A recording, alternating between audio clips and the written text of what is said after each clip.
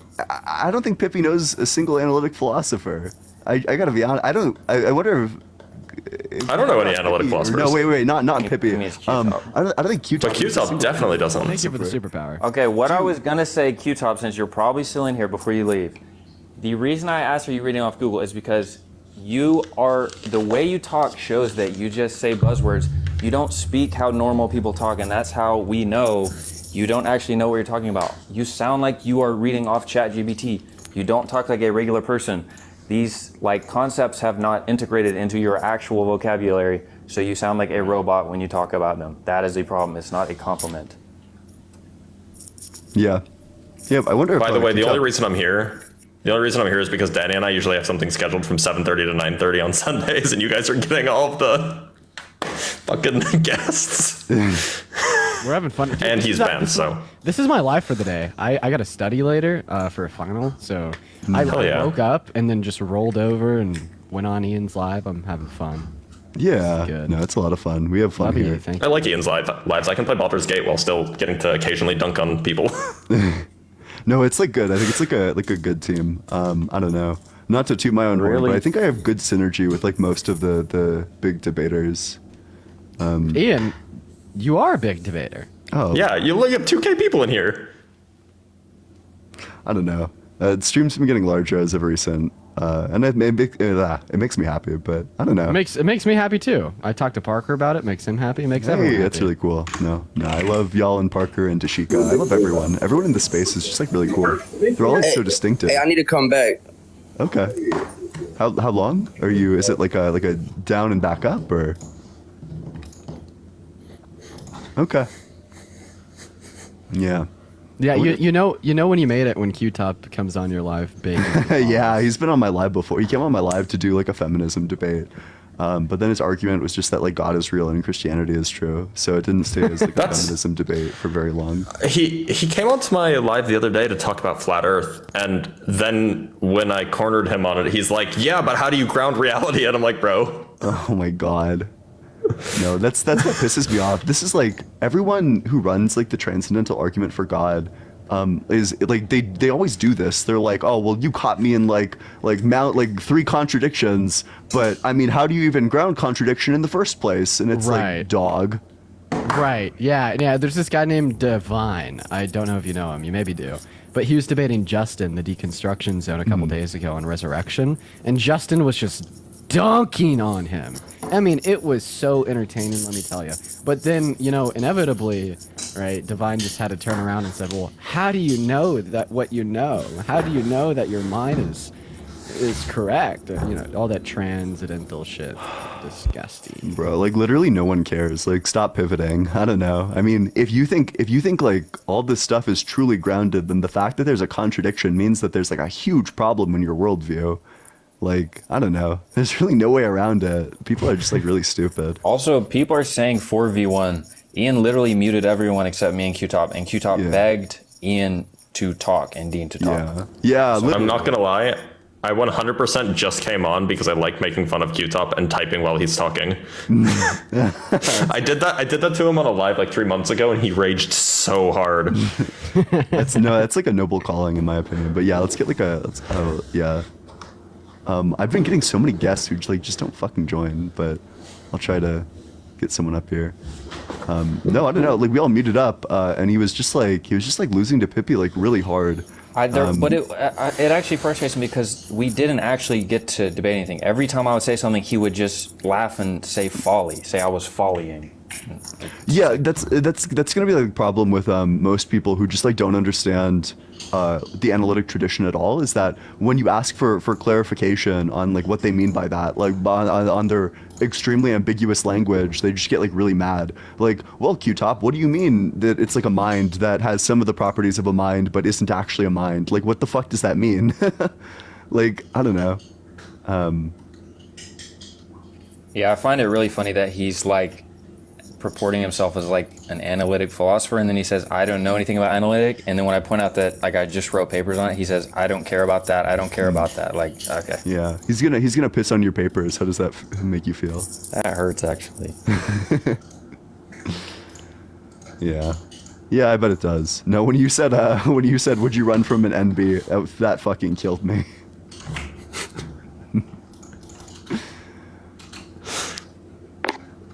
Hey, what's up? How's it going, Sky Drur? Sky Drur. Grooves. You made an attempt. Yeah. Do you? Can you hear me? Yeah. Are you 18 or older? Okay. I just want to ask you a question. Wait, What is your? are you 18 or older? Yeah. Okay. Yeah. What's your question? All right. My question is, what is your reasoning behind your disbelief in God? Oh, wait. You think? Okay. No. That's I can't tell. If it's close, I really can't tell. Dean, you're welcome to kick the ones that you think are too young. For sure. Yeah, that was a fetus. Hey, what's up? Can you say like 2 or 3 sentences? Sure. The reason that we believe in God is that the world has been going for so far, you know. We don't think it's possible just because of Big Bang. All of this can be true. Wait, and are you 18 or older? Yeah, I'm 18 and my friend there is 19. You have a friend there? Yeah. Okay. Oh, okay, so it's like fair. Yeah, it's like now it's just like a 2v4. Yeah. Yeah. Well, but they've God on their side, so. True. No. I mean, you know. But what's your? Okay, so why do you think the Big Bang can't explain the existence of reality? You said that one? Why can't the Big Bang explain the existence of reality? Okay, so explain the Big Bang first. You want us to explain it? Yeah, explain what you think the Big Bang is. Yeah, so the Big Bang was like the rapid expansion of the universe. Yes. That's the whole thing. So the Big Bang was just the rapid expansion of the universe. Just molecules. From a small, dense state. That's it. And that's how you believe we can all just live in this world, all with different DNAs and different skin colors, eye colors, whatever. Well, there's like a lot of steps between there and like us living in this world, but yeah, that was the first step, yeah. So it was from nothing to everything. Well, I don't think anyone's like purporting that we start with nothing. I mean, I think that we start with like from like one of very many theories, and then it goes like the rough outline of the existence of the universe to humanity is like the Big Bang happened, like the Earth formed around, I think, like however many million years ago. The conditions on the Earth were just right for the formation of cellular life in ocean vents, that it went from atoms to organic compounds to organelles to cells, and these cells underwent a process of evolution, which then resulted in the advent of humans. That's like more or less how it went. All right. Well, can I quickly answer a comment? Someone said, "Who created God?" But God is all eternal. Wait, if you want to debate with the comments, I'm happy to send you back there. No, but just engage with the point that I just said. Destroyed. I'm sorry. So, but it is kind of funny that the world was in perfect condition to exist, as you said. Well, it was in like an ideal state. There's like many ideal states. Like it could have been like 1 degree Fahrenheit warmer, or like 1 degree Fahrenheit colder, Exactly. or like, you know, there's like a range of difference that it could have been. It is weird though. I mean, that's just the perfect degrees, the perfect scenario. So that all just came from the Big Bang, you believe? Can I explain to you why that's not a good argument? Yeah, go Of course, yeah, of course.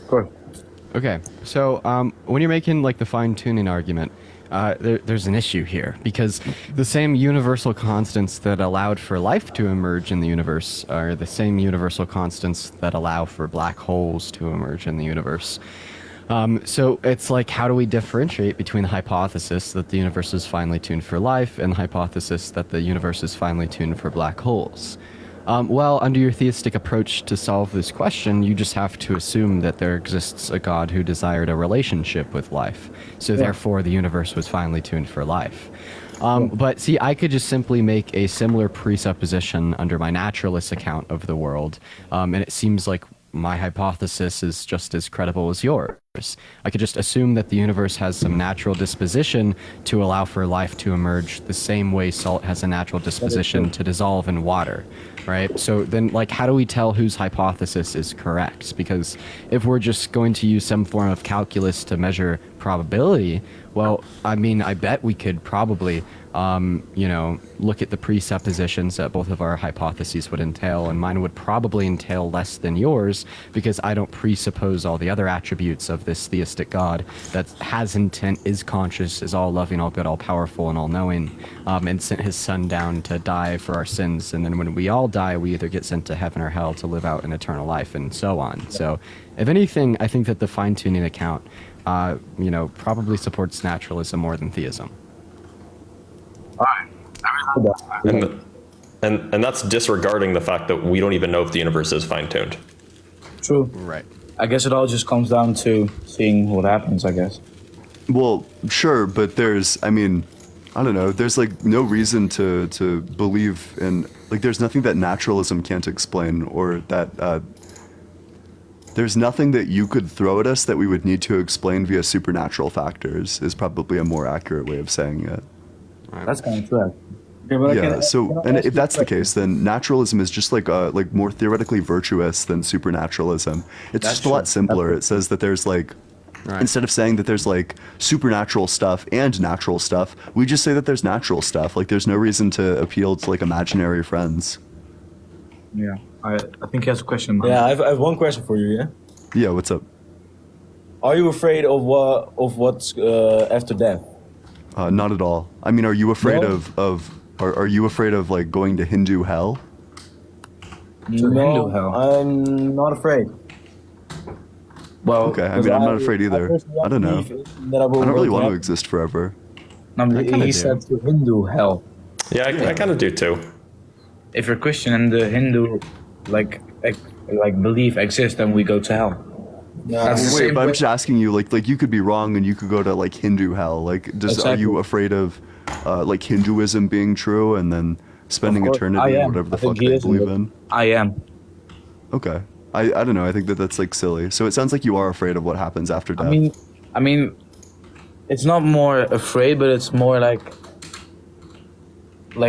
it's weird because there are so many options. There are so many things that could happen, and even though the belief that God isn't real is the most likely one, I maybe it's because of my experiences, but I know you don't like it when people say like personal experiences, but for me, I can't get my mind around the fact that when we die, that's just it.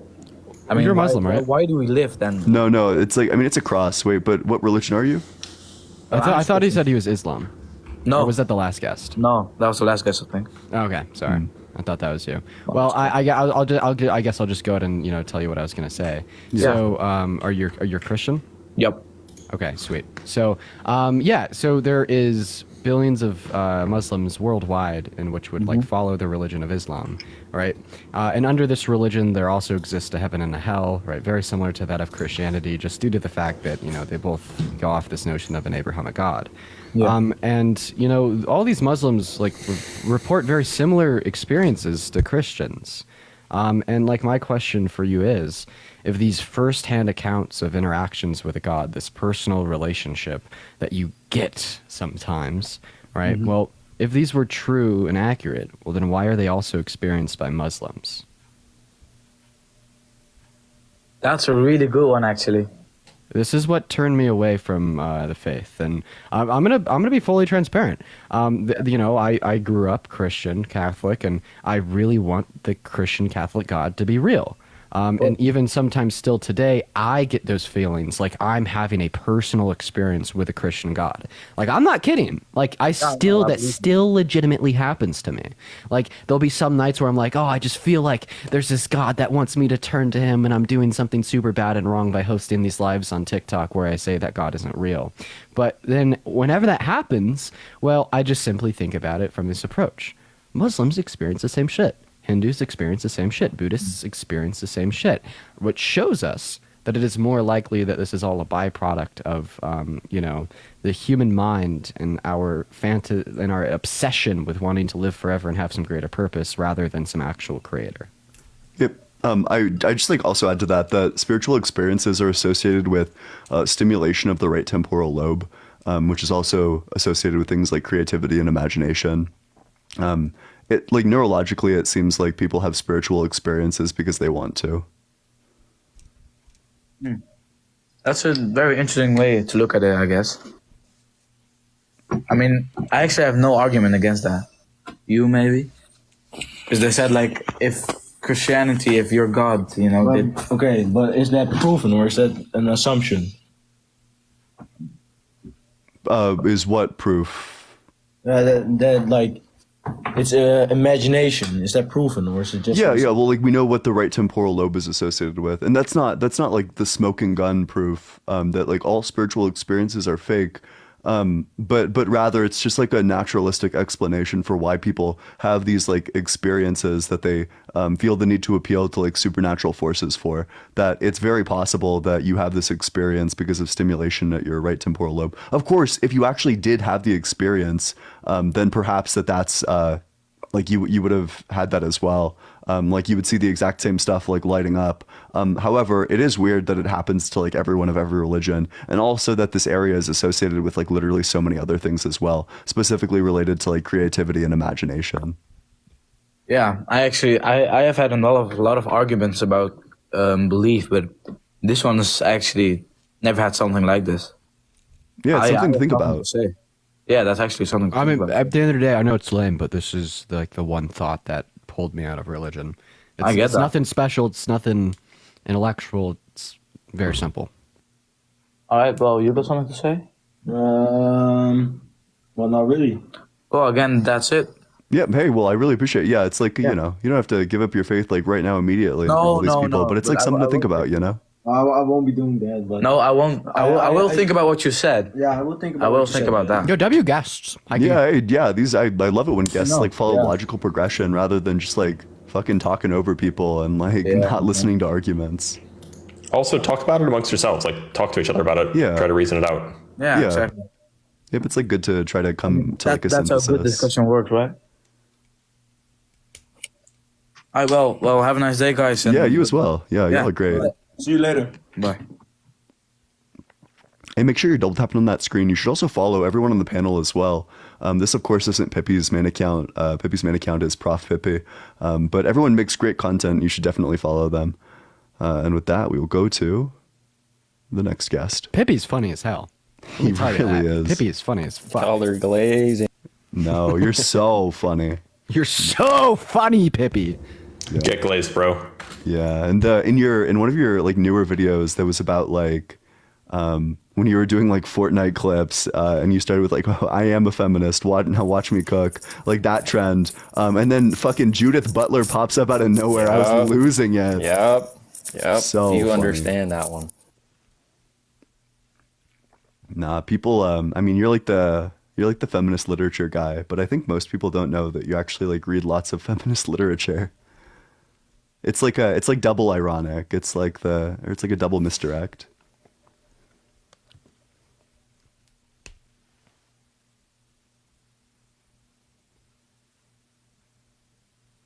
Bruh, I'm never gonna get another guest. I hate these. I have no idea who's actually gonna join.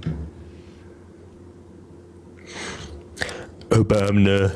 Wait, Sorry, I do have you- to. do you- It's a. Do you actually, are you a Fortnite grinder? Me? Yep.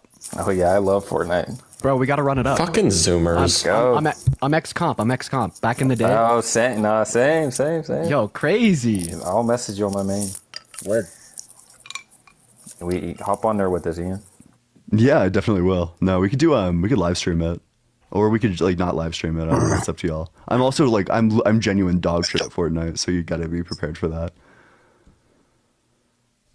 Hey, what's up? Yeah, I'm not going to argue about this whole "is God real," but I saw Dean on Friday, and he dealt with these low-hanging fruit Christians that could not even bring any type of argument to the table. But he made argument about God being perfect, and if God created, therefore God could not be perfect if He created. I did not agree with that argument at all. I mean, the low-hanging fruit Christian couldn't say anything because he was just so ignorant that he could not even bring a case. So I want Surely you're not going to be low-hanging fruit then, right? Yeah. Exactly right. So Dean, how do you make the argument again? So I hear it. Yeah, so there's a couple different ways to make this argument, as well as there's a couple outs. But I feel like all of the outs are absurd. So, essentially, perfection is typically defined in the literature as flawlessness, with a flaw being some undesirable trait or attitude. So, the reason I bring this up is to say that there's nothing better or nothing more desirable than perfection. Can we agree on this basis? If not, I could give you a hypothetical to kind of show you what I mean here. We agree on the base. You don't have to give a hypothetical. We agree on the base. Okay, check this shit out. Which state of affairs is more desirable to God? God plus creation or God existing alone? Well, that's the argument that you presented to come to a conclusion that was false, because your premise is that God was alone, and I heard you say on a different situation that God was not alone, because you spoke about the aspect of the Trinity, the ontological being of who God is. So therefore, in that sense, God was not alone. Well, if there's three gods, you'd be right. But as there's just one God, God was alone. I'm going on the basis of what you said earlier. You said could the Father will to love the Son, and could the Son will to love the Father? So therefore, you did accept the fact that it was not a oneness in just oneness as in singularity, but a oneness in unity. So you did say that. So you don't think that there's one God? I just told you what you said, and I told you what I said. Well, I said, yeah, you're trying. So I think that your first misstep here is involving logic when we're talking about the Trinity. Can you tell me ontologically, in Christian thought, what the Trinity is? So, because you said you were so many different takes on it. No, I'm asking you. There's so many different attempts to explain the Trinity. Dean, come on. I'm asking you. And I'm telling you, you have monarchical Trinitarianism. You have like opaque context of the Trinity, like intentional contexts. You have like radical views, like a part-whole relationship, or like modalism. Here's what I'm asking. Like what's your ontological take on the Trinity, sir? Father, Son, and Holy Spirit, self-existing within God Himself, the Godhead. Because you use that whole concept as well. Okay, so I think we could skip past a lot of this conversation if we could agree on one thing. Is Jesus fully God? So God was not alone. Is Jesus fully God? Fully God, fully man. Hypostatic union. You believe in the hypostatic union. Sweet. Yeah, so God was alone. Come on, make your argument, because you're not making your argument. Wait, if God wasn't alone, who's God with? Didn't we just agree? Now stop moving the goalposts. Didn't we just agree in the ontological understanding that? No, you didn't even give me an ontological. Yes, I did. Didn't even give me an ontological take. I said ontological being of God within Himself, Father, Son, and Holy Spirit. Economically, throughout history, He reveals Himself when we speak about who He is, when we speak about the history involved in the revelation of who He is in salvation to humanity. Here's what I'm saying. Can I make a point? I'm gonna make another point. And then you said that God desired to create. There's nothing we're not talking about outside source, because we're talking about internal critique of what you did. There's nothing in Genesis, if you believe it as a myth or not, there's nothing in Genesis that said God desired to create. Yeah, we could go through both of these points, sir. So the first point is, when I say God's existing alone, I'm saying all in which exists is God. So if you'd say that God did not exist alone, my question to you would be, well, who did God exist with? And, well, if you'd say, well, God, well, does this mean there's two gods? You'd say, no, there's one God. So I feel like you should just concede on that, right? But then on the second point about God desiring to create, is God plus creation better than God, or like the Trinity of the Father, Son, and Holy Spirit existing alone? It could be or. It doesn't have to be binary. It could be or. What? Okay, so it's all. So then creation was random. It could be or. You said does God? It could be or. So if God didn't have a reason to prefer creating over not creating, then creation was inherently random, right? No, because if you could, I could explain how. Can I give my argument? Sure, but that's binary argument. But go ahead. No, it's just me being logical, right? Okay, so I'm illogical then, right? Okay, yes. go ahead. So is God perfectly? Yeah. Is God perfectly rational? Like, will God always do what is most reasonable? We can understand that. Let's be say yes. Come on. Keep on. Awesome. So yeah, did God have a reason to create over not to create? Did God have a reason? No, it's not a matter of God having a reason because you're using logic. God willed it to be. So therefore it wasn't a desire, as you said. You said it was a desire. Wait, so God could will things to be through randomness, or God can will things to be through reason? So which one is it? I didn't say God created randomly. You said Wait, that. so wait, why did God will it? Why did God will it? Is because he has the authority to do as he wants to. Yeah, but so what caused this will to arise? He just said he wanted to. So oh, okay, sure. So then desire. Don't keep moving. Listen, dogpile me if you want, but don't keep moving the goalposts. We're not dogpiling you. We're not changing the goalposts. Yes, we're you just are. showing you that God had reason to create. But you said he had a desire to create, and you said that God was alone. And then you just said that too. So both of those claims were true. God was alone. Let me ask you a question. If God is, as you said, is God intrinsically perfect according to your argument? And that's my conception of the Christian worldview. You could claim otherwise. I'm asking you, is God intrinsically perfect? I'm asking you a question. That's what I just told you. So you believe that, right? I told you that, in like my conception of the Christian worldview is that he is. If you want to claim that he's not, go for it. No, okay, so that's my point. Okay, great. So we agree upon that. Being that God is intrinsically perfect, being that something that makes him less perfect. What's that? Being that God is intrinsically perfect, does when he creates something, does that make him less perfect? So I think this is just you misunderstanding the argument. So the argument doesn't call for this idea that when God creates, he becomes less perfect, right? That's what you said. No, that's not what I said. I'll tell did. you, sir. If you're gonna be like an asshole, like I won't talk to you. See, now you're making it personal. No, I mean that's just not the argument. I'll re-explain the argument for you. So the argument goes as follows. So we have two state of affairs. The state of affairs before God created anything and the state of affairs after God created anything.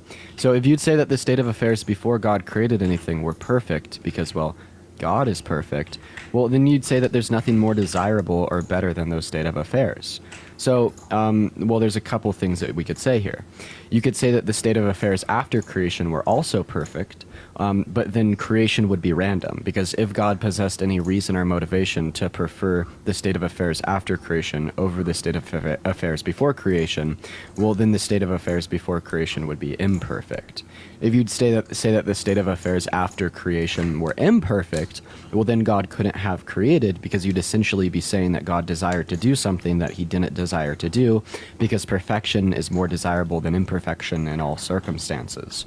There's a couple other outs there, but I mean, I feel like these are the only ones that are relevant to our discussion so far. You made you said a lot of words to say nothing for your logics. It sounds like you just didn't track the words Dean said. I could pull up, I could draw it out for you. Wait. Why, Ian? Why are you interrupting me to support? Well, I just want to, because I was like, I was going to ask, like, do you want Dean to repeat the options, or do you want Dean to? No, because I understand it's a complicated argument. I'm not going to blame you for not getting it the first time. I could draw it out for you, though. I'm glad you said that, Dean. I get it. It is. The first time I heard it, I didn't understand it too. But don't just paint me as a man that's saying nothing. I swear I'm making an intellectual argument. You just don't understand it. But understand that I'm not blaming you for that. Dean, I said you said a lot, brother. You said a whole lot to unpack. But you did not make all this when that Joshy, thanks so much for the galaxy. W Joshy in the comments. I really appreciate it. You did not Joshy, what's good? Huge W. Okay. So what you're doing, you're using the logic of your mind to explain something that's metaphysical, right? Yes. So using the logic of your mind to make an argument of something that's metaphysical, Joshy, thank you for the galaxy. Yeah, W Joshy in the comments. Does it mean that drawing to your conclusion is the reality of the proposition that you stated to be true? I don't know what you just said there, but here's what I'm saying. Metaphysical possibilities are predicated on logical ones. So if we could show something to be logically impossible, such as God creating under like these particular Okay, circumstances. that's my point. So, okay, couldn't occur. stay right there. Stay right there. Thank you. Is it illogical for intrinsic God to be all perfect, that when he makes something, that he becomes imperfect? That is my argument. Yeah, that's illogical. How is it? Because perfection would be an intrinsic property of the God. I don't know how this is relevant though, because that's not my argument. Well, that was the argument that you made to that low-hanging fruit. No, it wasn't. Okay, I guess I must have misunderstood you then. You're good. I guess I must have misunderstood you then. Yeah, because you're good. Okay, all right. My point being, because of the fact of because God creates something, does not mean that he now becomes imperfect. Man, I've explained the argument to you like 4 times. I've already. No, I'm just saying no. This No. isn't relevant. Well, you explain your argument, and therefore, I think, Dean, since you explained your argument, and I'm 70 and you're 19, I think it'd be good if you would let me, as a elder, to explain my argument as well. Okay? I was explaining my argument from my particular view, not from your particular view. That's what I was. That's all I was saying. Okay. Okay. So my particular view, and you don't have to agree with it, which is fine. I mean, this is it's good. But my point was, because I was saying to you, does it make you less of a human being if you say, you know what, I'm intrinsically human? There's in the reality, that's what I'm not part fish, not part whale or whatever. I'm human. Therefore, I'm hungry. I go to my kitchen and I create a delicious meal. Does that delicious meal that you are now less intrinsically human? What? Nope. I don't know what he's saying. I'm trying to follow him. Exactly. My point was, by him making a sandwich does not mean that he is still not all the way human, as in the fact that if God creates, does not mean that God is not still all perfect. That's not Dean's argument, though. Dean's conclusion is not that God is not all perfect. It can be in some cases, I think the approach he's taking, that wouldn't be the case. But then also, I guess I'm misunderstanding your argument then. So I guess that's what I must be misunderstanding your argument then. Okay. From what you said to the guy on Friday. So let's just start off with this. Right. This is a very simplistic approach on it. There's nothing better than perfection, and it doesn't make any sense to say that we'd want to change perfection. Just like imagine we had a perfect pizza. I agree with that. Okay, perfect. I don't agree. So were the state of affairs before God created anything perfect? Excuse me, I didn't hear you. Were the state of affairs before God created anything perfect? Was the state of affairs? That doesn't make sense. Was the state of affairs? Everything in which existed, aka God, perfect before God created? There was nothing in existence before God created, according to according to my argument. There was. God was in existence. No. You saying creation? I'm saying there was nothing that was in existence outside of God being the first. Exactly. Only God existed. So exactly. Was the state of affairs before God created perfect? So we both agree on that, right? Yes. So was the state of affairs before God created, aka God, perfect? God was perfect. We agree on that. Was the state of affairs perfect? What do you mean? Were the state of affairs perfect? I mean, if God is perfect, then the state of affairs is perfect. So what? Awesome. So because there's nothing okay.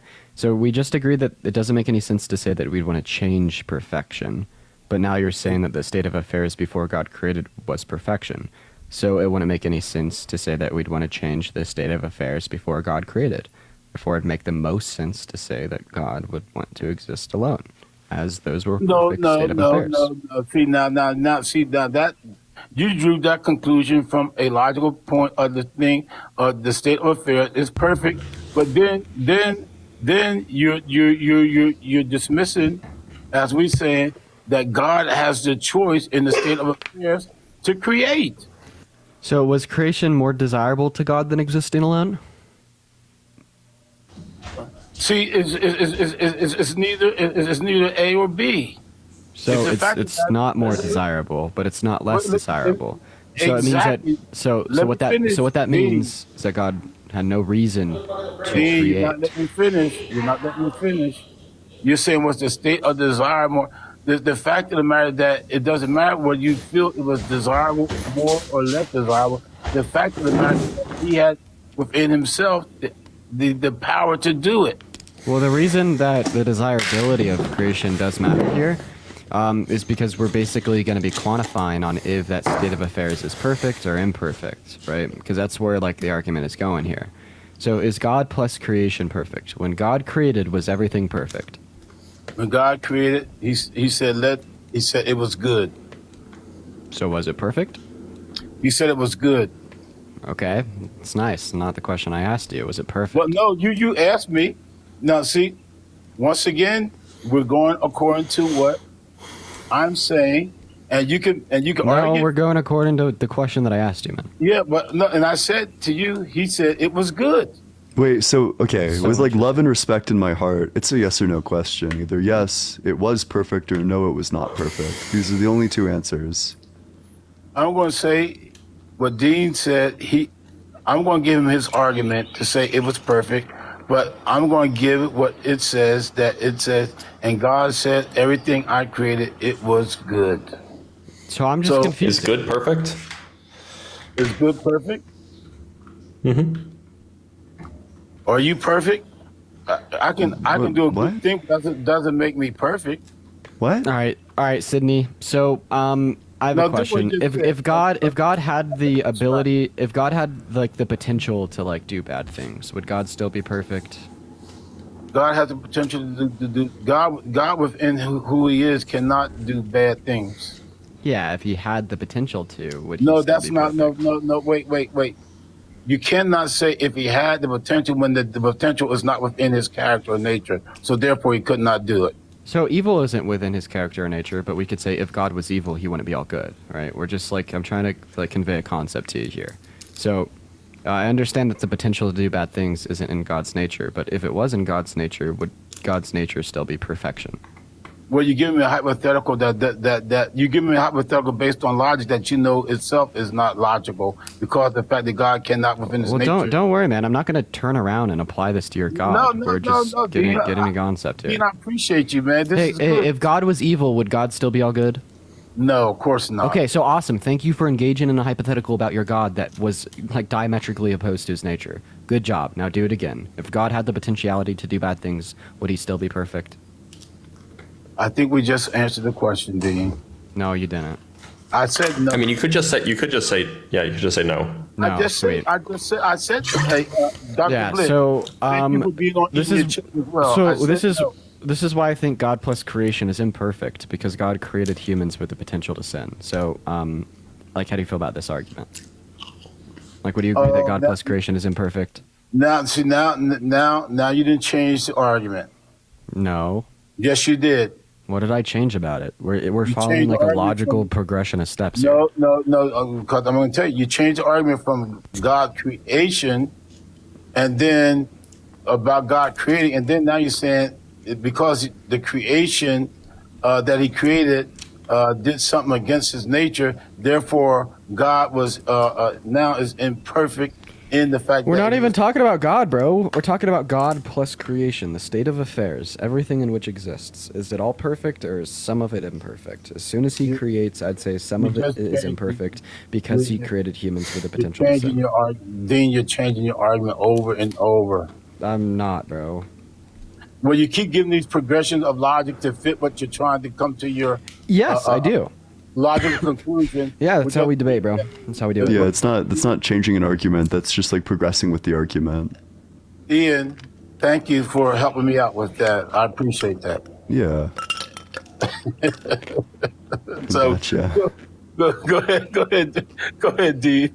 Maybe Blitz the chip eater can help out too. I mean, maybe 'Cause- Danny could help. Maybe Danny. Yeah, maybe Danny. Maybe a philosophy 101 course could help.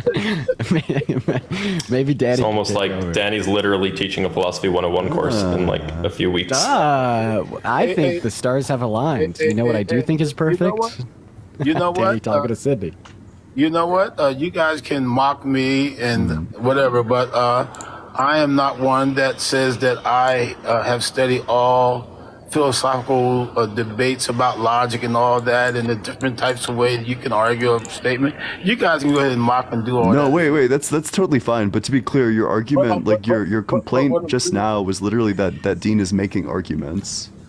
No, what I said was I was asking why does he keep seem like he's changing the argument to fit a desired result. That's what it seems like to me. Because that's what he's doing. That's the whole point. I think the main concern is sort of this, that we think of God as this being that's like all good, there are no imperfections, and the intuition is that God is completely satisfied. That's like, I think the notion of perfection captures self-satisfaction. So if you're completely satisfied in who you are and how things are, right, then there's not really a reason for you to change anything. Are you serious, Danny? Danny, that logic right there is flawed, because let me tell you why because even you don't believe that yourself. Are you completely satisfied with who you are? No, I'm flawed. No, so you're not completely satisfied with who you are. Well, no, there are things that I wish I would want to improve on. Danny, yeah. Danny, give me that argument once again, and then I will respond to that. Danny, give me that argument once again. If you're completely satisfied, you have no need for what? For anything else. Are you serious? Yeah, I debunk that right in relationship wise. I am satisfied with who I am, but yet still I got a wife that I love dearly. I'm a needy person. I need my wife. She makes me happy. Wait a minute. You just said, oh my gosh. Go ahead. I'm sorry. I interrupted you. Go ahead. Danny, you just said if you're completely satisfied, you have no need for anything else. Am I correct? That's right. You don't want to change anything. Okay. Danny, what about the fact, tell me this, help me out with this one, all right? I'm Sidney Wheatley, I'm 70 years old. Don't dox yourself. I'm 48, oh, you're not supposed to do that? No, you're good. He's 70 years old, he doesn't have a lot to lose. Yeah, that's true, yeah. Yeah, that's right, you got that right. Thank you, Dr. Blitz. Yeah, you proved that. So I'm very satisfied with who I am.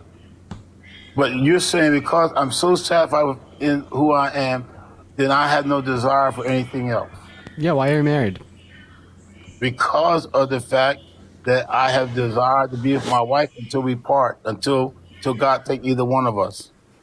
So yeah, if you weren't with your wife, you wouldn't be completely satisfied in the sense that you desired something else apart from you. Guys, wait a minute. Let me finish. Danny, you've been very good.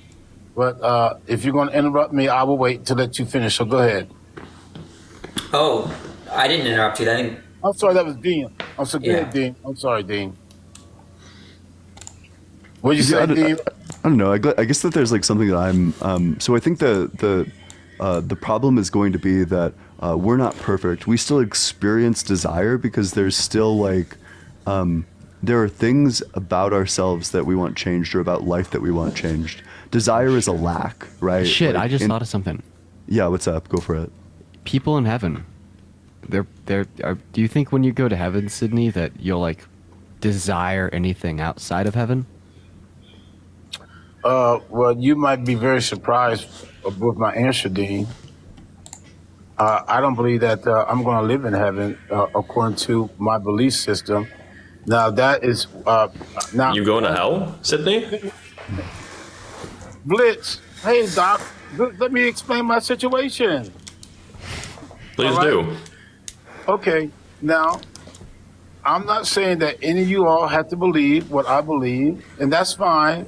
But if you let me do an internal critique of what I believe according to what you asked me, I don't believe that I'm going to be staying in heaven. I believe that this earth will be the place that, as Christians that got this concept, we're going to just be in heaven floating around. That's not a true biblical understanding of what we're supposed to be. I believe that we will be in this earth, enjoying the earth in a new heaven and new earth that has been regenerated by God for us to live in the aspect of paradise before the corruption came. So, no, I don't believe that I would be in heaven desiring anything. I'd be on this earth enjoying what God has given me to enjoy.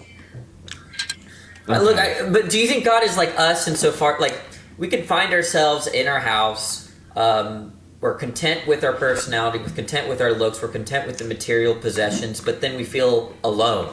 We feel, and being alone, you desire to be with someone else, you desire to, go find friends or a partner, and that's a type of need, right? And is that how you're thinking about God, where God finds himself alone, he's needy in the same sense that he wants to create, he wants to have relationship. Is that how you think about God, or is God completely satisfied with himself insofar as that he doesn't need to be in relationship with anything outside himself?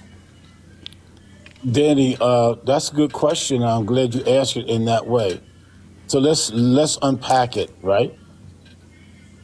First of all, God within himself has a need of nothing because he's self-contained.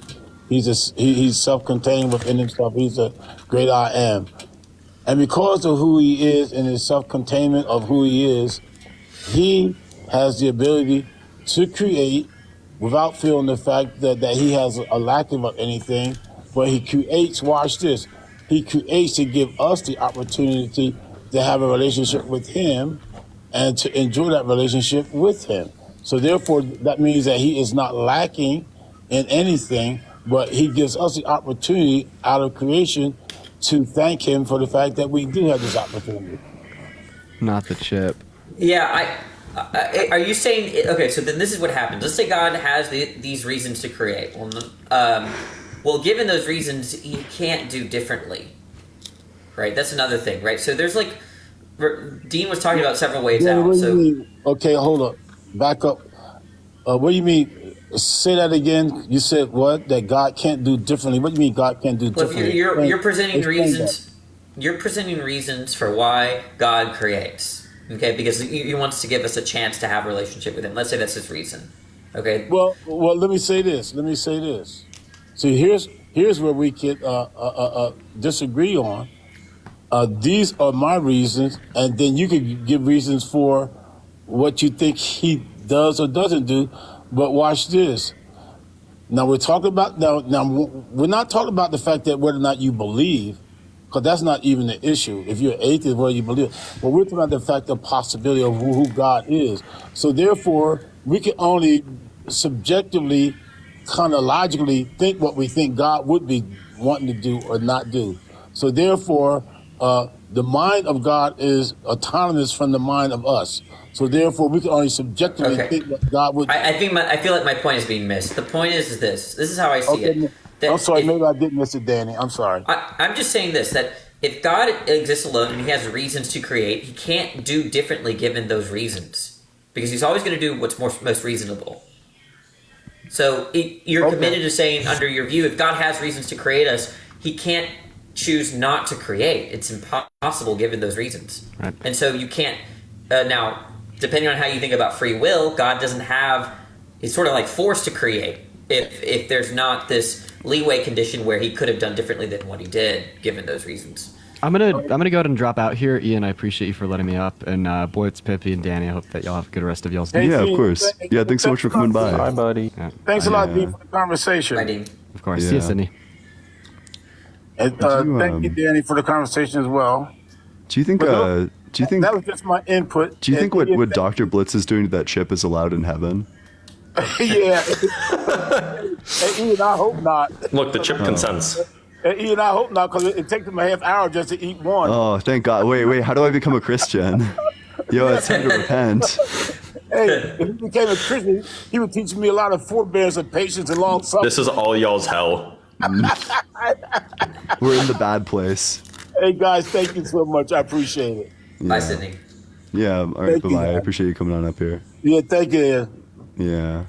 Yo, I saw Platform earlier. God, I love Platform. I did too. He's quite a character. He's another one that I join up just to make fun of. God damn it. Oh, he's gone. Ian, I think one of us should be on the theist side. Yeah. I'll do it. I'll be on the theist side. Yeah, I don't know. Let me get some brainworms and then I'll join the theist side. But hey, make sure you're double tapping on that screen. Let's get to 200k likes. If you're enjoying the stream, you should also follow everyone. Make sure you follow Pippi's main account, Prof Pippi. Drop a follow to me as well if you're enjoying the stream. You want to see streams like this in the future. Join the Discord as well if you want to join the community. There's a link to it in my bio. We talk about politics, religion, philosophy, really whatever you want. We were talking about the Kendrick Drake beef just yesterday. We just talk about a wide variety of subjects, and I direct at every single person every single time that I go live, so you'll never miss a live because you'll always be notified. Link in bio, although I've been told the link doesn't work, so you might need to join it via a web browser. And with that, we'll go to... Hey Danny, I wanted the argument you were giving, can I respond to it? Can you give it again? Because I wanted to see where it was going.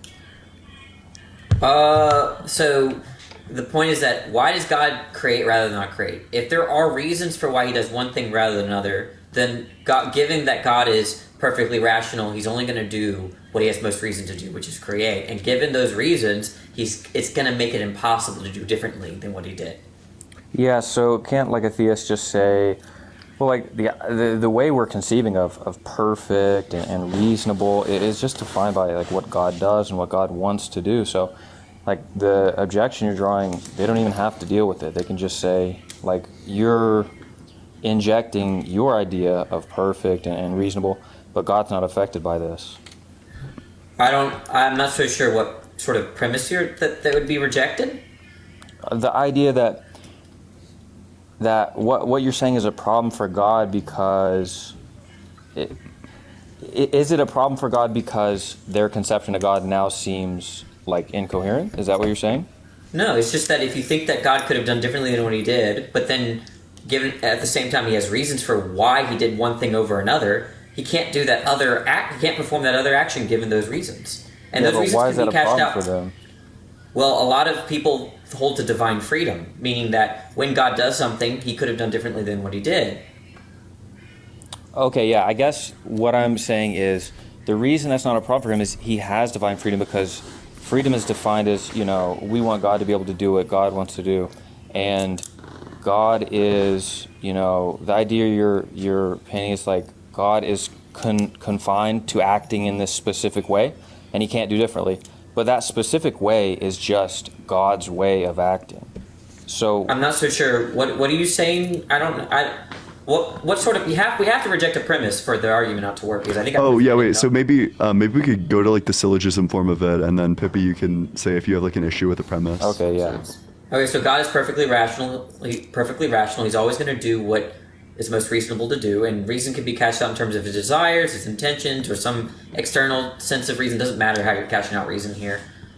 All right, do we agree that God is perfectly rational? Yeah, but if I'm the theist, I'm just gonna say what you're saying is just God is God, and the way I've defined God is just when you ask me what good is, I'm just gonna say good is what God does, and why is it good? It's because God does it. So we're talking about perfect rationality, though.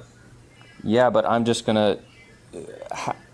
I can just, as a theist, define rationality as the thing that God is going to do. Okay, but when God does something, presumably it's for a set of reasons. If it's for no reason, then you got another problem.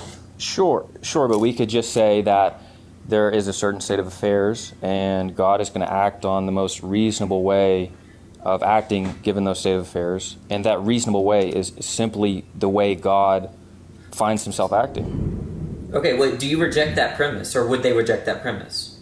I'm not going to reject it. I'm just going to say, well, sure. So far, I'm not going to reject it. No, I'm going to accept that. Okay, so God is perfectly rational. He always is going to do the most reasonable thing. Mm-hmm. Okay.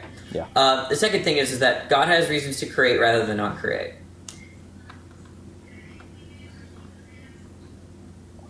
Sure, I guess. Okay, so given those reasons, only one, it actually eliminates the possibility of doing differently, right? If God has reasons to create, then rather than not create, then not creating is not possible given those reasons because of the first premise that he's perfectly rational. He's not gonna be able to choose the less reasonable option if there's more reason to do the alternative. Okay, wait. So this is interesting because I think that if you just posit God having like different reasons in the original. But like, sure, so given God's reasons and given his perfect reasonability, it does follow that he needs to do that. But if God had like different reasons, then he's like free to do otherwise. Right. So then God could start out with different reasons, and then there's another kind of mystery. What explains why God has one set of reasons rather than another initially? And then it seems random. And they must be equal. They must be equally perfect reasons too. Otherwise, you run into this issue of God having imperfect reasoning or God having imperfect justification kind of thing. Yeah, and so you see, all the theists, what do they do to us all the time? They say, "Oh, well, you're an atheist. Everything, we're just here by coincidence. We're here randomly." We hear that shit all the time. They have the same. If we have the problem, they have the problem too. Because what explains why God has one set of reasons over another? There can't be an explanation if you think that. In other words, there has to be some kind of randomness or brute contingency on the theist model if they want to say it's possible for God to exist alone and it's possible that there's creation. And so they have the same problem, quote unquote problem. Okay, the part that's confusing to me, I guess, is it sounds like as a theist, I'm just going to be able to say the problem you're presenting me isn't a problem, and I'm going to like do what you think is like rejecting this divine freedom. But really all I'm rejecting is the idea that God could have acted like irrationally. Like the problem seems to be like God couldn't have acted differently. But this isn't a problem. Well, if it's random, he could act differently. Sure, if it's yeah, but I'm not going to accept that because I don't want it to be random. So I'm going to say, no, it's not random. And he acted rationally as he should have.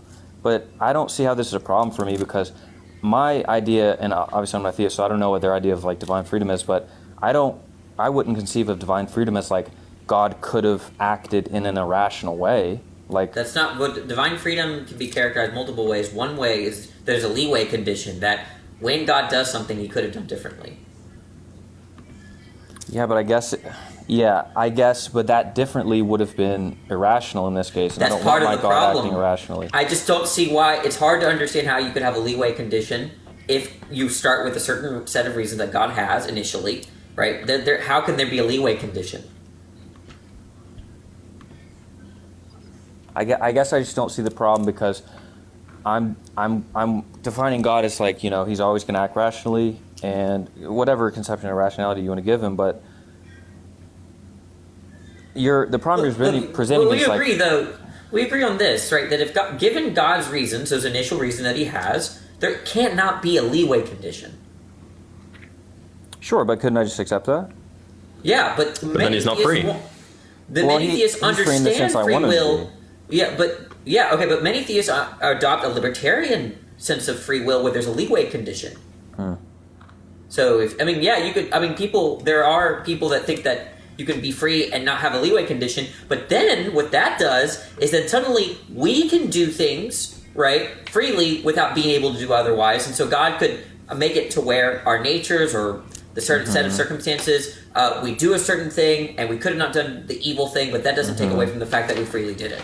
Yeah, that makes sense. I guess my contention would be like, I'm going to adopt that view, but given that view, then I would have to accept that God could have made it to where we have free will and only act upon good things. So yeah, that does make sense why it's a problem with the theist. Okay, thank you.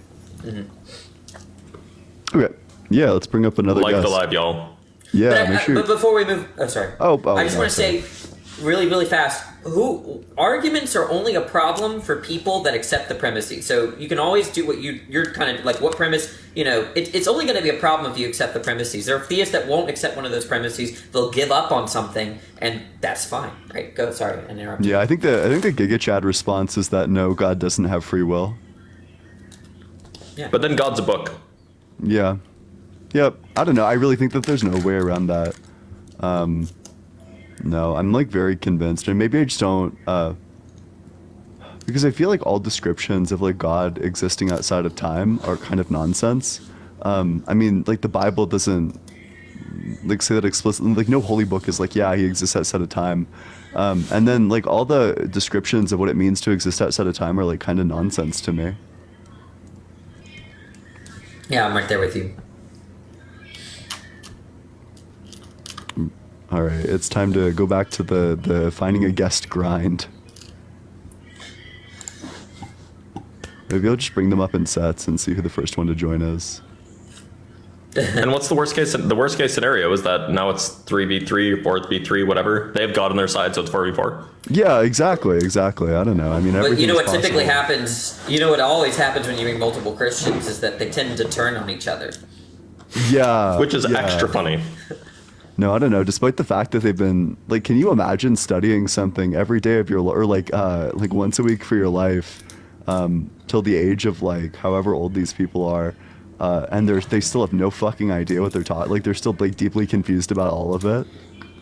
Ian, the difference is. Go ahead, Danny. I think of Christians as those little. What are those little fish from Petco that they have to isolate? Like The beta fish? The beta fish. Thank you. Are you calling Yeah, like, I Christians look- beta? Yeah, they're like beta fish. If you put them together, they'll start eating each other, like or something. No, that is like definitely true. The simple fact of the matter is that like they're all like very confused on their own theology. They I don't know, like you literally get people who will say like crazy shit, and I'm like, okay, like just so you know, like every other Christian thinks that you're crazy. Like this is like heresy by the standard of like every major religion. I don't know if you were there for the guy who was like, well, you know, sometimes God gets mad, and it's like. Yep. Yeah, that's actually contentious amongst theologians whether God can get angry. Yeah, or but he was like justifying. He was saying like, yeah, God's not all good, and he just does like hurricanes and earthquakes and shit because sometimes he gets mad. It's like, bro. Oh fuck yeah, we're so back. Hey, what's up? How's it going? Hey guys, how are you all doing today? Doing good. How old are you? I am 25, turning 26 in a couple days here, actually. No, that's really cool. All downhill from there. Yeah. Yeah.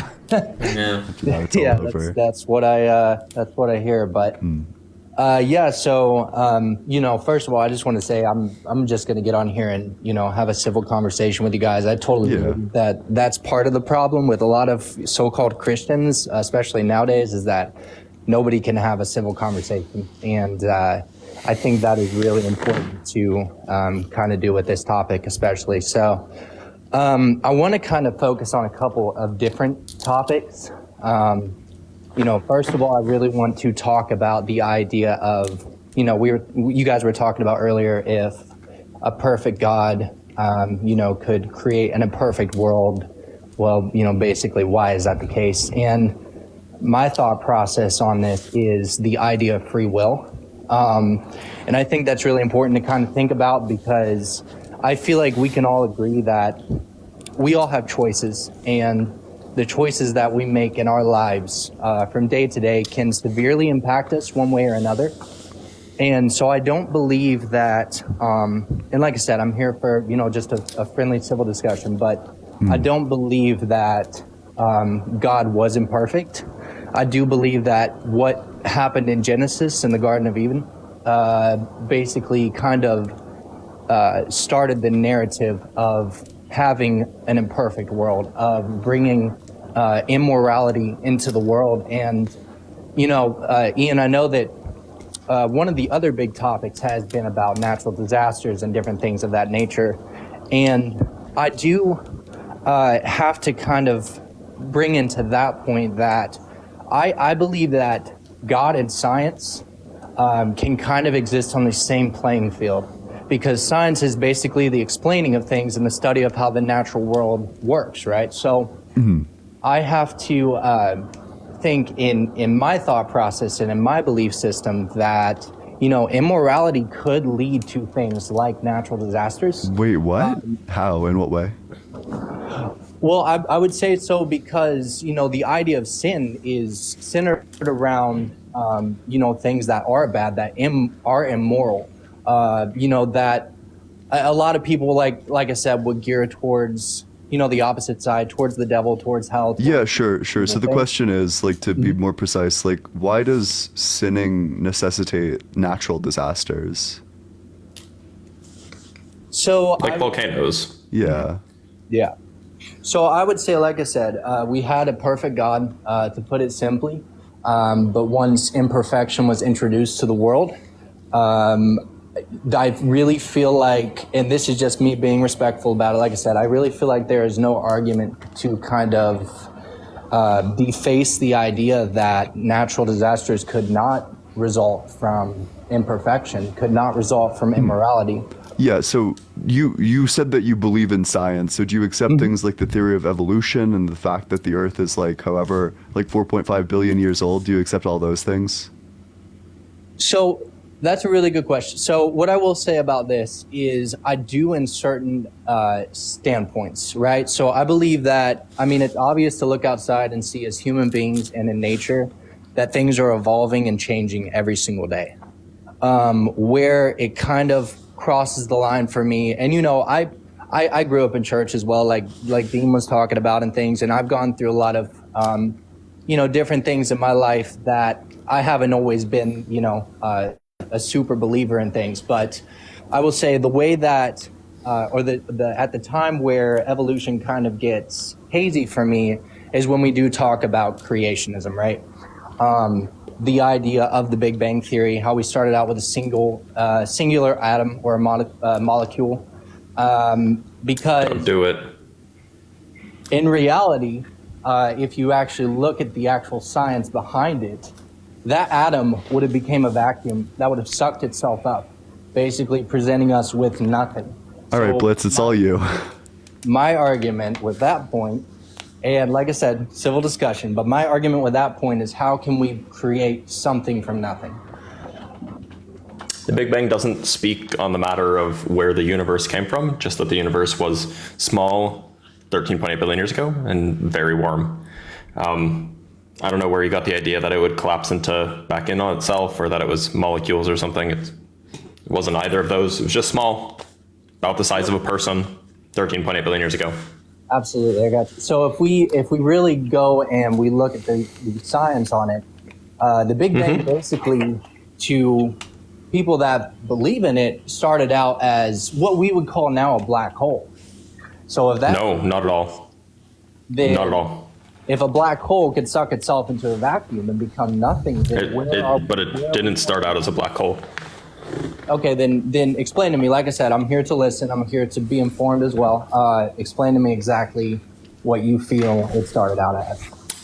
So we don't have any information, any data, any theory that says anything about how the universe was prior to around, let me get my math right, a billionth of a trillionth of a second after t equals 0. T equals 0 is where the Big Bang happened. We have no information about that. You have to wait a billionth of a trillionth of a second before we know anything. Very short amount of time, but it's an amount of time nonetheless. Yeah. So at that point, our physics starts to make sense again. We can start talking about things, we can make accurate predictions, and we can say that at that point, our observable universe was something like 1.5 meters across, so about the size of a person. Prior to that point, and again, this is not a black hole, this is just a very, very hot state of the universe, small hot state of the universe. Prior to that point, we have no knowledge about that. But we have no reason to think it would have behaved like a black hole. We have no reason to think that it was molecules. Molecules didn't exist at the time, for what it's worth. We have no reason to think that it would have collapsed back in on itself. Basically, we have this very small, very hot, very dense state, 13.8 billion years ago, about the size of a person, and it was expanding. We don't know why it was expanding. People have ideas, but we don't know why. We don't have data that tells us why. And it's been doing that ever since. Okay, so I want to kind of focus on a couple key points of what you're talking Also, about. look how good this circle is.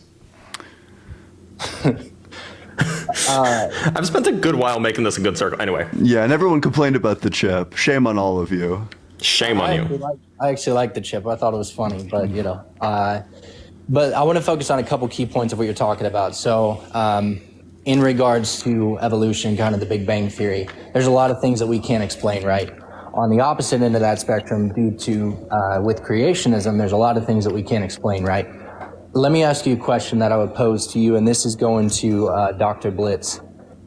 To actually be an atheist or an agnostic believer, you still have to carry the premise of belief, right? You have to believe that there is no God.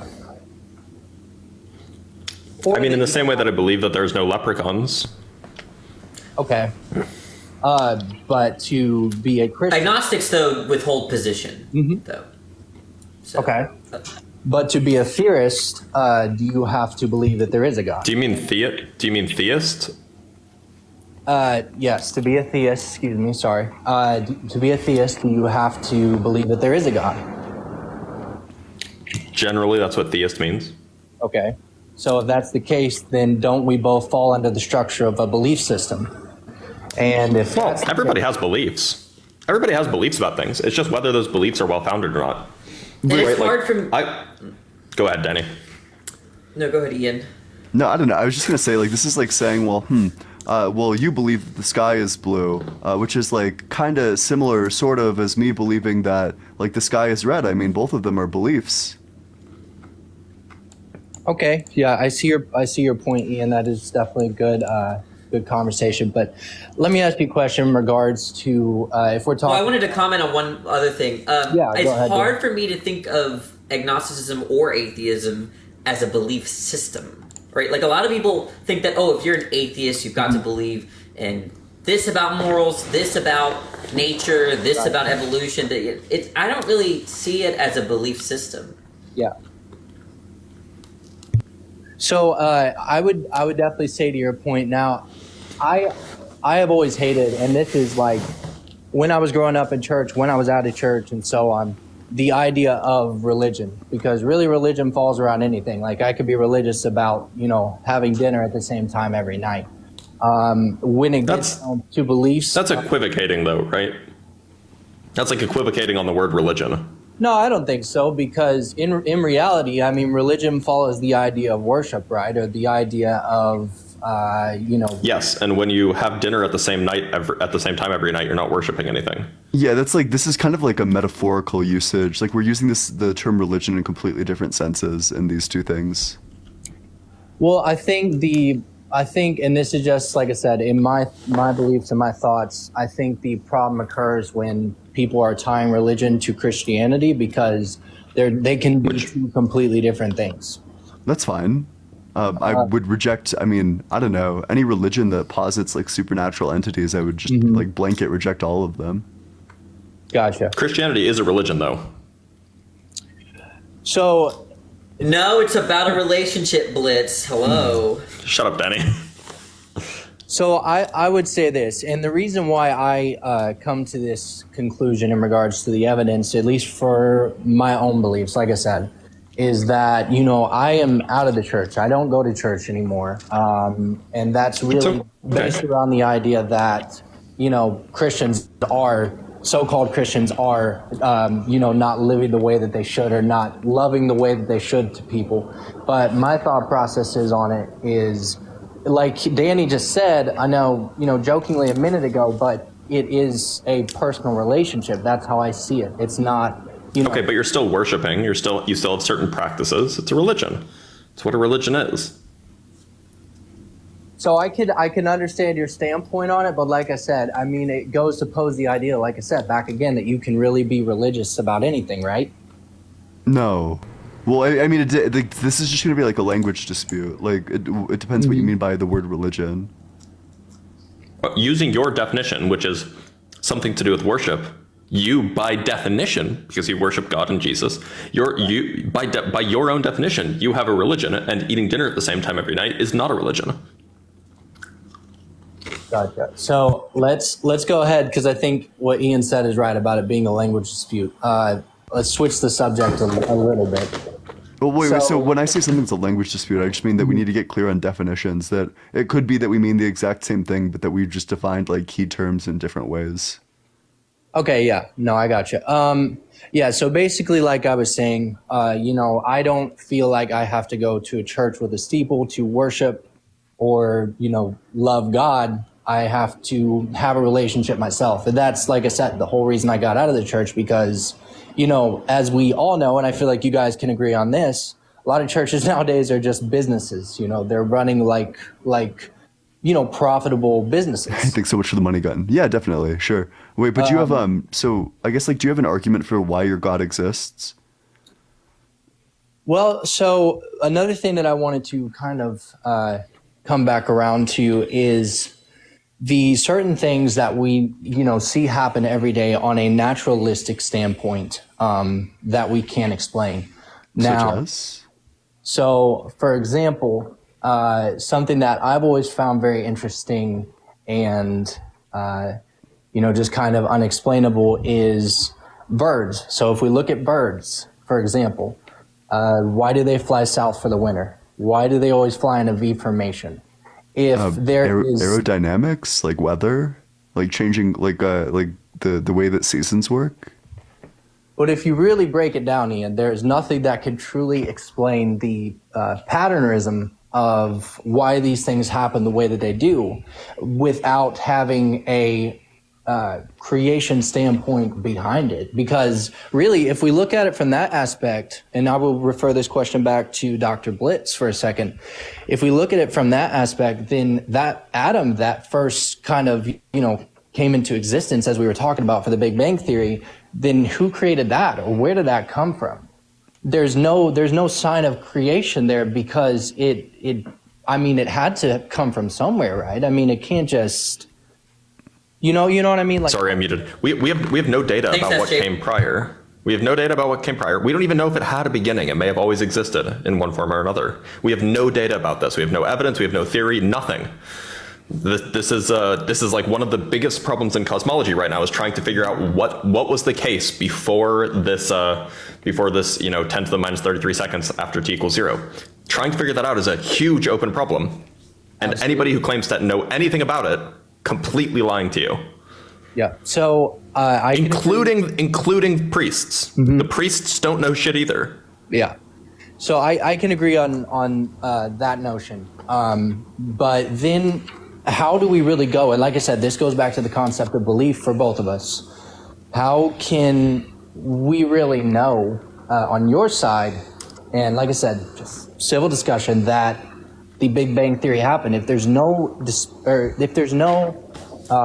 clear evidence of that atom ever existing, if there's no clear evidence of... We do have evidence that it was that size, about 1.5 meters across, 13.8 billion years ago. We do have evidence that that's the case. But see, the thing is, now we'll get into the fact that we do have biblical evidence as well. We have the original scribes in Jerusalem. You know, we have evidence from Noah's Ark. Wait, let's go one piece of evidence at a time. So which piece of evidence do you want to start with for the historical evidence of the Bible? Gotcha. So I would... And by the way, keep in mind, typically what we mean by evidence is something, well, at least what I mean by evidence when I use that word, is something along the lines of a piece of data or an observation that prefers one hypothesis over another. Right. Absolutely. So continue. Yeah, thank you. So I would definitely say that, you know, throughout history, different archaeologists and things, especially over, you know, in places like Jerusalem and Israel and all those different areas, have found, you know, and if we want to really talk about it from this way, scientific evidence of things existing from different events throughout the Bible, such as Noah's Ark. They have found, you know, artifacts and things that kind of point back to the existence. Can you give me a source for that they've found, like, evidence of Noah's Ark? So I cannot directly, but I will tell you this: if you really want to kind of dig into it a little bit deeper. I'm sorry, I don't mean to like interrupt you too much. No, but you're good. I've already dug into it, which is why I know that there's no evidence. But you do know then that there are evidence of the original scribes, correct? In the what do you mean by the original scribes? So the original text of biblical translation, because that's something as well that people try to talk about, is that Bible is, redescribed so many times throughout history. But in Jerusalem, are you talking about like the Dead Sea Scrolls, or? Yes. But those are centuries after the stories were first compiled. So those still aren't the original. Eli, I feel like when you're pressed on one issue, you go to another. We like Ian said earlier, let's just stay focused, okay? Like, and I wouldn't bring up any data points that you can't support. Like, you brought up the data point about discovering Noah's Ark, and then when you pressed on it, you're like, I can't give you any support right now. So just bring up things you can support. Gotcha. So let's look at it from a different angle then. Locations, okay? So the locations that are mentioned in the Bible, such as the Dead Sea, such as the River of Jordan, such as Israel, such as Jerusalem, can we agree that these places are in fact real and they are still there to visit? And if that's the case, then before the Bible was even created, if we're really just going back to the conception of everything that was kind of translated to text, then can we agree that these places are historically accurately real till this day? Are you just asking, like, do the places mentioned in the Bible actually Yes, of course. Yeah, sure. Okay, then basically how would we kind of be able to have this knowledge before some of these places were even conceived of or talked about or written about? All of these places have been around for thousands of years in the historical and archaeological record. Jerusalem as a city is very, very old. Obviously, the Dead Sea, the Red Sea, the Negev, like the desert in the south of well, I guess it's now part of Egypt. No, I'm sorry, that's Sinai. All these places have been known about since before human history. Like, it's not like they knew about these cities before the cities were founded. Right. Well, as I was saying, I do believe that based on location and different historical artifacts, and honestly, guys, it's something that on the historical artifact side of things, I would have to come back to the table and just kind of re-represent the argument, and I have no problem doing that. Like I said, I just want to kind of bring everything to the table that we can that's kind of here and now. But with that being said, I'm kind of curious to ask you guys, is there something specific that you can pinpoint on your non-belief in the existence of God? And because I'm just only asking because I haven't heard any super direct or upfront answers on the topic. Yeah. Kind of a lot of different things. So. Yep. I don't know. I think the problem of evil just slaps. I think like the problem of natural evil, especially, I've never heard a good answer that doesn't make like the religious person sound like a complete psycho. Right. Just like if God is real, if God is good, if God is all powerful, then why does he allow earthquakes to take the lives of 60,000 people every year? Right. And there, I mean, I have to keep going back to it. Ian, I would definitely say that now, it's something that I'm just going to be straight up honest with you guys because that's what I'm trying to be. I'm trying to be as transparent as possible. But back to the Garden of Eden, when, everything happened and God was perfect, and then he made, man and woman, and woman did, or man and woman did something that was imperfect, that could introduce the idea of immorality, which would therefore introduce the idea of, bad things happening. And but what does that mean? That couldn't God just make it such that all that happened except Earth exists minus earthquakes? There's no doubt in my mind that he could. Like I said, why doesn't he? If he's loving, if he loves us, right. Why doesn't he? So I think because it's your fault, Ian. Right. I was there. I've definitely and Adam doing pegging. Yeah, true.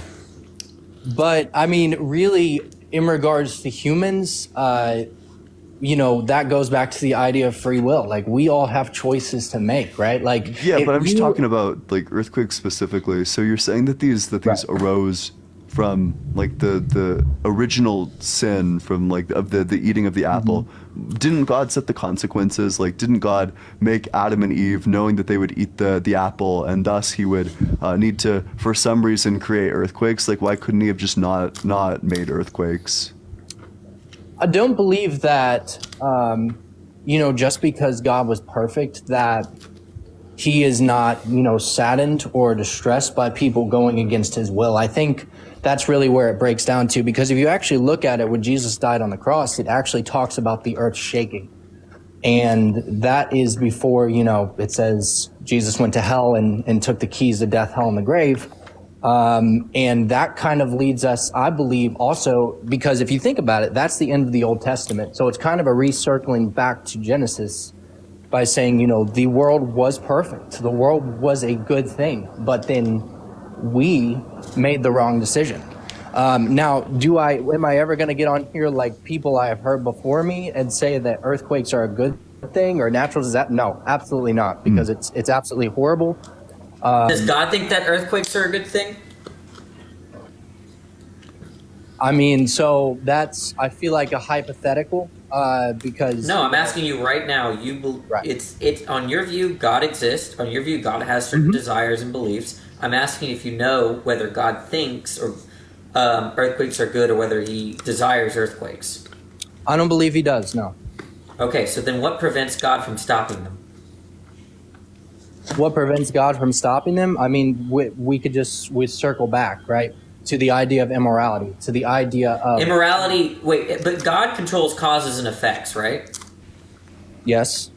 Okay, so immorality would not stop God from choosing the particular effect of immorality.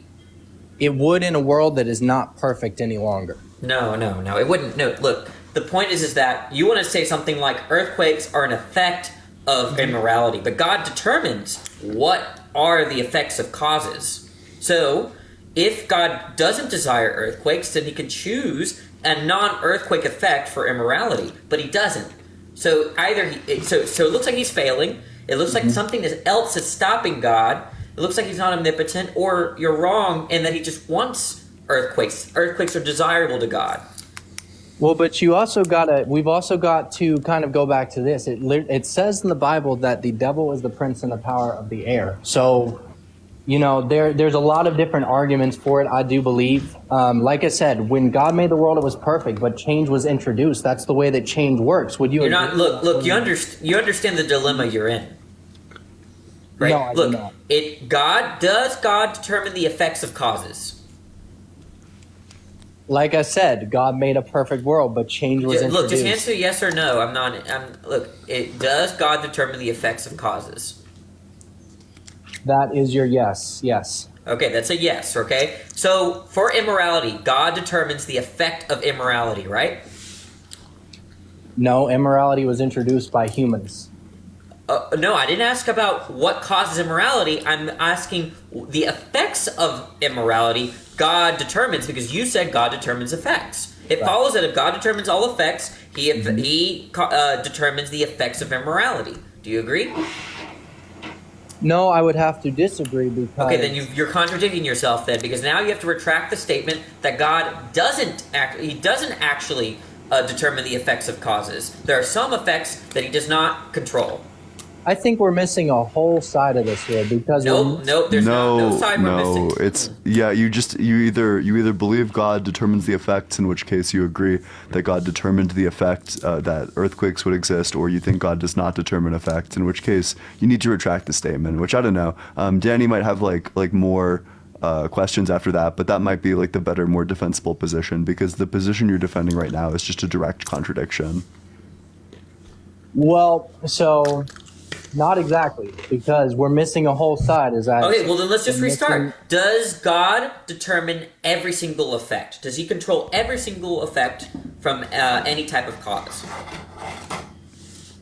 So yes, God is... Okay, yes. So what that means is that for every effect, right, God placed that particular effect rather than a different effect. No, it doesn't, because the idea... Okay, then what do you think you're agreeing to? Right, when I ask, does God control the effects of causes, and you say yes, that means that for whatever effect we have, God could have chosen a different effect. I'm agreeing to the idea of change, and for those who support evolution, I think that would be easy to believe in. What is going on? Look. What? It's like this. Maybe let's just use an analogy, okay? If I determine, or if I control the number of people in a room, right, okay? If there's 7 people, does that mean that I could have chosen there to be 8 people in the room? I suppose, yes. Okay, so now take out people and put effects. God controls what type of effects there are for any type of cause. So if there's a particular effect, okay, God could have chosen a different effect, right? But you're putting in A and you're only putting in A and C. You're not putting in B, which is evil. Evil and sin and immorality. It's irrelevant. Evil is outside of the conversation. But it circles back to exactly what I was talking about earlier. No, God this was is perfect. Look, it's very Perhaps I can perfection. Perhaps I can just like make this very, very simple. So let's say that God knows everything, right? So he knows all possible actions. I do believe so, yes. Okay, so what Danny and Ian and myself are really thinking about is God basically, before he even created the universe, he has a list in his mind of all possible actions that all possible things could ever take. Right. And because he determines cause and effect, he has that list of all possible actions, and then he has a list of the effect that happens as a result of that action for every single action that's taken. And he basically, he has one list, he has another list, they line up perfectly, and he chose the list. Which means, and that's fixed for all of eternity. Now the actions might be very, very complicated. Something like, if Adam does this, and then Eve does that, and then the snake does this, blah, blah, like a whole complicated thing. He knows what the effect will be already because he chose what the effect will be. Yeah. So the question is, there is some action, some cause, something like, if Ian brings up Blitz and they talk about pegging, then the thing that's on the other side of the column is there is an earthquake in Indonesia. He chose that effect from that cause. So the question is why did he choose to put earthquakes as the effect of anything? But that's exactly what I'm saying. He didn't choose it. He made the world perfect. So then you're saying that he wasn't that he didn't line up the cause and effect table at the beginning of time. He didn't choose that, which means that you have to reject the fact that he decides what the effect of every cause is, because you're saying that there is an effect on that list that he didn't choose. No, I'm not rejecting it. Like I said, I'm saying that God created a perfect world and humans made it imperfect. Okay. Imperfection So result. do you agree that the list of causes and the list of effects is lined up already from the beginning of time? I do agree, but like I said, change was introduced. Okay. Wait. So are you basically just saying that with the introduction of imperfection, that this changed the causes and effect table? Yes, that is exactly okay. right. So, but did God preset that the effect of the fall would be the changing of the table? I believe that God saw a perfect world, and then, like I said, when imperfection. Ian, your computer science brain is kicking in, and I love it. But okay, would you say that like God's, because if the effect of the fall was the changing of the table, then you would agree that God set the effect of the table changing in the first place. Well, this is too that God knew that if we were to fall, then the causes and effects were going to change. I don't believe that God set us up for failure. Like I said. Oh my God! Look, this is too abstract for him. Let's use a Bible example, okay? So Adam and Eve sinned. As a result, Danny, pregnancy... just going to insults doesn't make you more educated in your point of view. Wait, okay, I don't fine. think Yeah, Danny's... I agree. I agree. If I've insulted you, I apologize. I just don't think we've explained it 3 different ways. It didn't work, so let's use a Bible example. Okay? Bible example: Adam and Eve sinned, and then an effect of that was painful childbirth. Do you agree? Okay. Okay. Could God have chosen a different effect from Adam and Eve's disobedience? I believe he could have, yeah. All right. So now, did God want painful childbirth, considering that Adam and Eve sinned? Ask that question one more time. I'm sorry. Did God want painful childbirth, considering the fact that Adam and Eve sinned? I don't believe so, no. Okay, this is where it doesn't add up, right? Because God is choosing to punish them for their sin, right? He is choosing the punishment. So that's where it doesn't add up on my end, is because God does not make our choices. That's No. what I'm They've saying. already made the choices. Choices, but we don't. Adam and Eve didn't decide to make childbirth painful. They did not make that decision. Right. That was the punishment for their free actions. Right. Do you agree that God chooses the punishment? I believe that in the end we either go to heaven. It's a yes or no question. I mean, it's not really though, because the questions are loaded, right? So either yes, God does choose the punishment, or no, God does not choose the punishment. Or you could perhaps say God sometimes chooses the punishment. That would be equally valid. In Adam and Eve's case, did he choose the punishment of painful childbirth? I believe that in regards to choices that they couldn't make for themselves, yes. Okay, wait. So you're saying that God did say, like, God knew that if they fell, painful childbirth would ensue. That this was His choice. Are we talking about before or after they sinned? Just like in terms like that's like His punishment. Like in the same way that a parent knows, well, if you come back home with like a C in math, I'm gonna take away the Xbox for a week. God is saying, well, if you eat the fruit from the tree of knowledge, I'm going to make childbirth painful. I think the common misconception is that God is out there to punish people. It says literally, God is a just God. No, we're just asking if He knew what the punishment, or what the consequences are if you don't like the word punishment. I do believe that there are consequences with actions, yes. Could God have made it so that, like as an example, could God have made it so that when as punishment for eating from the tree of knowledge, could God have made it, instead of it being the case that childbirth is painful, could He have made it so that like erections are painful? I believe so. I mean, He could do anything. So did He choose which one it was? Yes, I would have to agree with that. Okay, All right. So why did He choose something bad at all? Well, but it also, now it's even weirder than Bliss's question, because you said earlier that God does not want painful childbirth considering they sinned. Right? It seems like that's the punishment He wanted, or the consequence.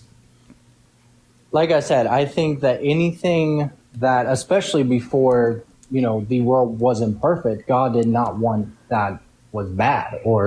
But like I said, it literally says in the Bible that He is a just God. And I do believe that there are consequences to, it's just like us as humans. We make a mistake and there are consequences to those actions. That's fine, but to be clear, God chose the consequences, and He could have chose different consequences. I think that's an argument that, can it really be proved one way or another? You agreed with us. Yeah, you just agreed to it. But honestly, let's be honest, guys. Can that really be proved one way or another? It literally says also that we don't know the Elijah, you agreed with us. What are you talking about right now? You agreed with us. Well, so it's either that God could choose otherwise, or it's that God couldn't choose otherwise, in which case He's not all powerful. So either your God doesn't exist, or you have to proceed, or because He's not all powerful, or you need to proceed with the conversation with the understanding that He could, or that he did choose these consequences and that He could have chosen otherwise. I believe that He chooses certain consequences, yes, but which consequences does He not choose? That's a very loaded question, man. There's so many consequences that exist. What does that even? By loaded, you mean a difficult question? Is that what you mean? No, it's a loaded question because. What is a loaded question, Elijah? This is the second time you've said loaded. What is a loaded question? A question that has multiple answers over the span of history. Nope, that is not a loaded question. Mm-mm. A loaded question is, do you still beat your wife? Yeah. A loaded question carries an assumption that you do not hold to. That's a loaded question. It's a question that has many, many, many different answers and explanations. No, it's not. He literally said, "Nuh-uh." Okay, wait. I guess maybe it's just like a linguistic dispute. So when understanding that that's what you mean by loaded question, that there's many different answers, I'm confused. What are the different answers to that question at different points in time?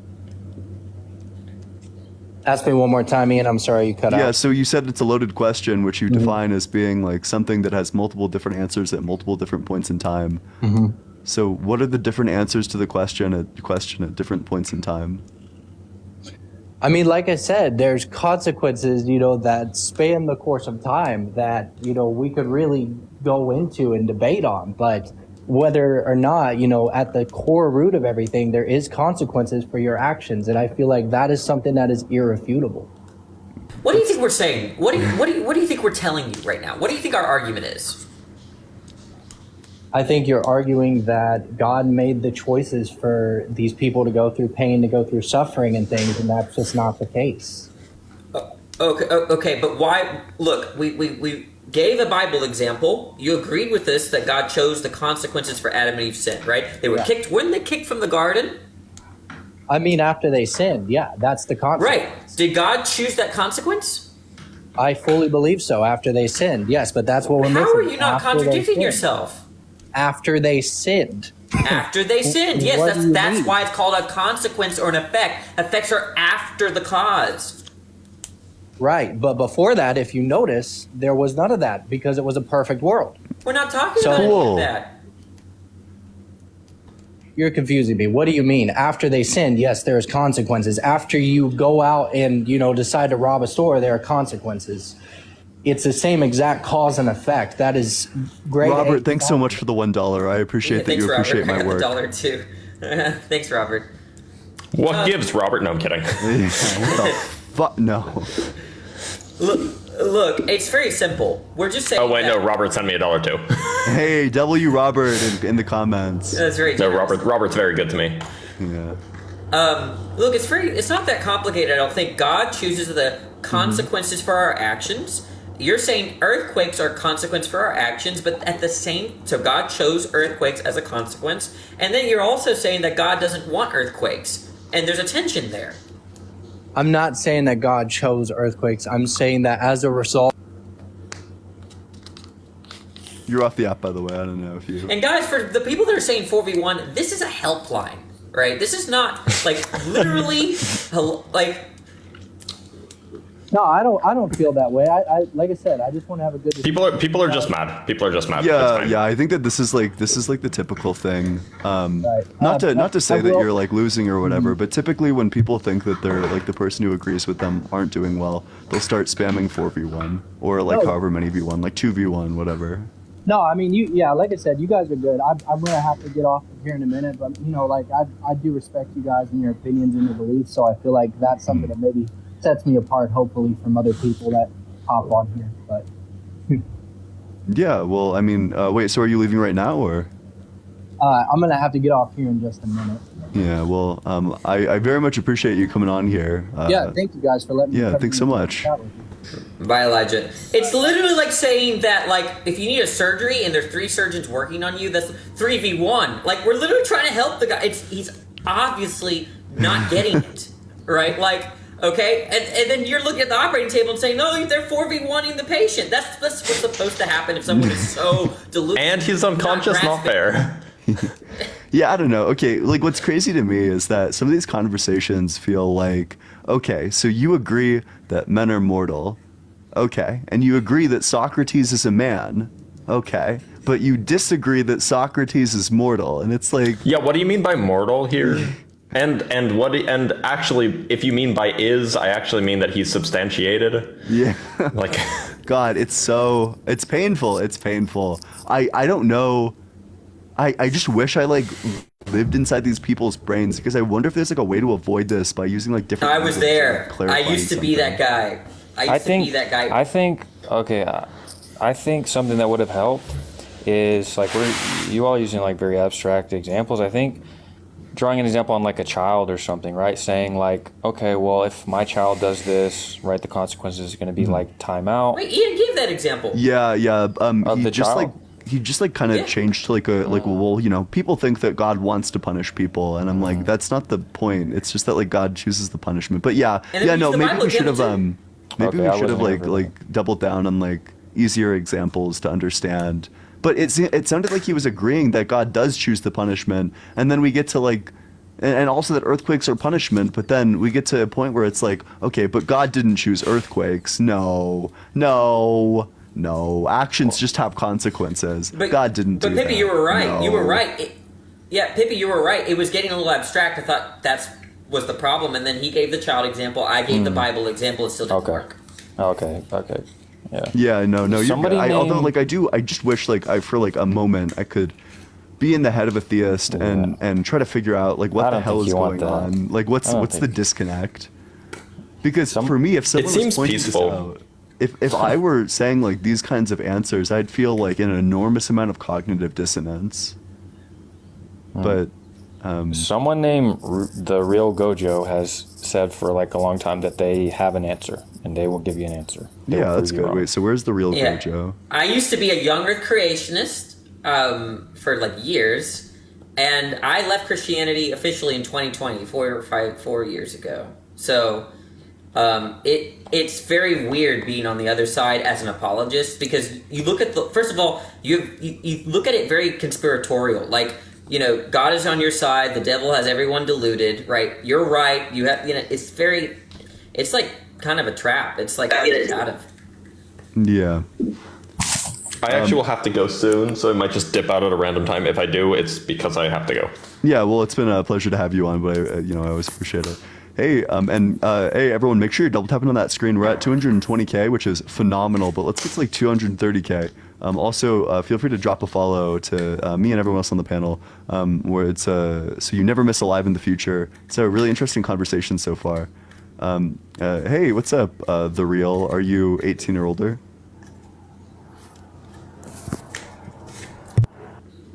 I can't hear. Oh. Huh, running already. Lacan reference? Track What's the star. Lacan reference? Yo, Pippi, what's the Lacan reference? Oh, you said their name was The Real. Oh, wait, I said, wait, what's The Real?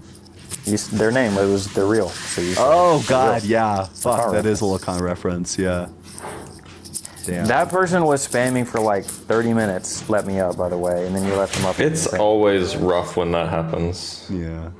No, there's like a Lacan argument that I don't think it's like gonna go anywhere. But it's like a Lacan argument about desire that I want to run about God.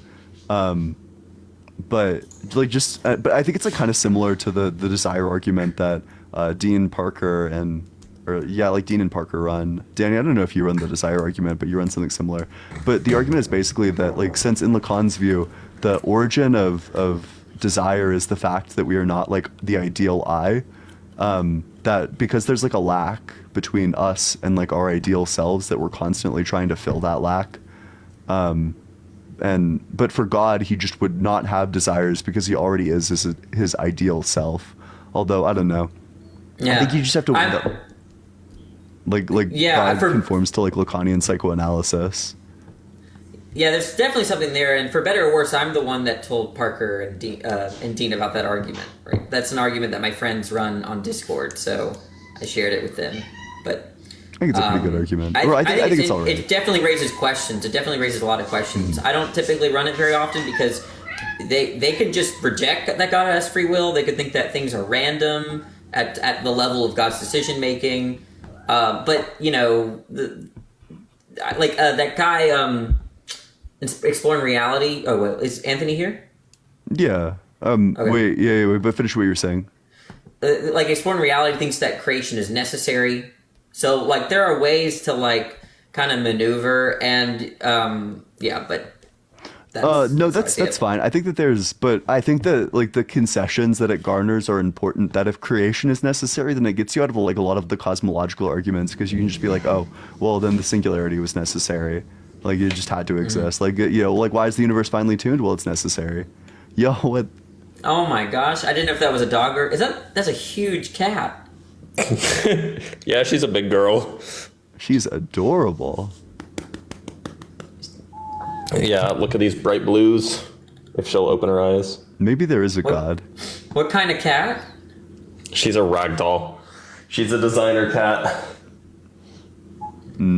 What's her name? All right, Evelyn. Someone said 5v1 now. Cat could debate a theist. Rip. I don't know. I feel like I could write like a script to debate a theist.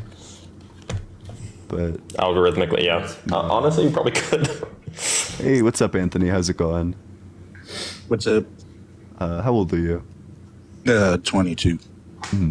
And do you think God is real? Yeah, I'm pretty sure on it. Kind of. Which God specifically do you believe in?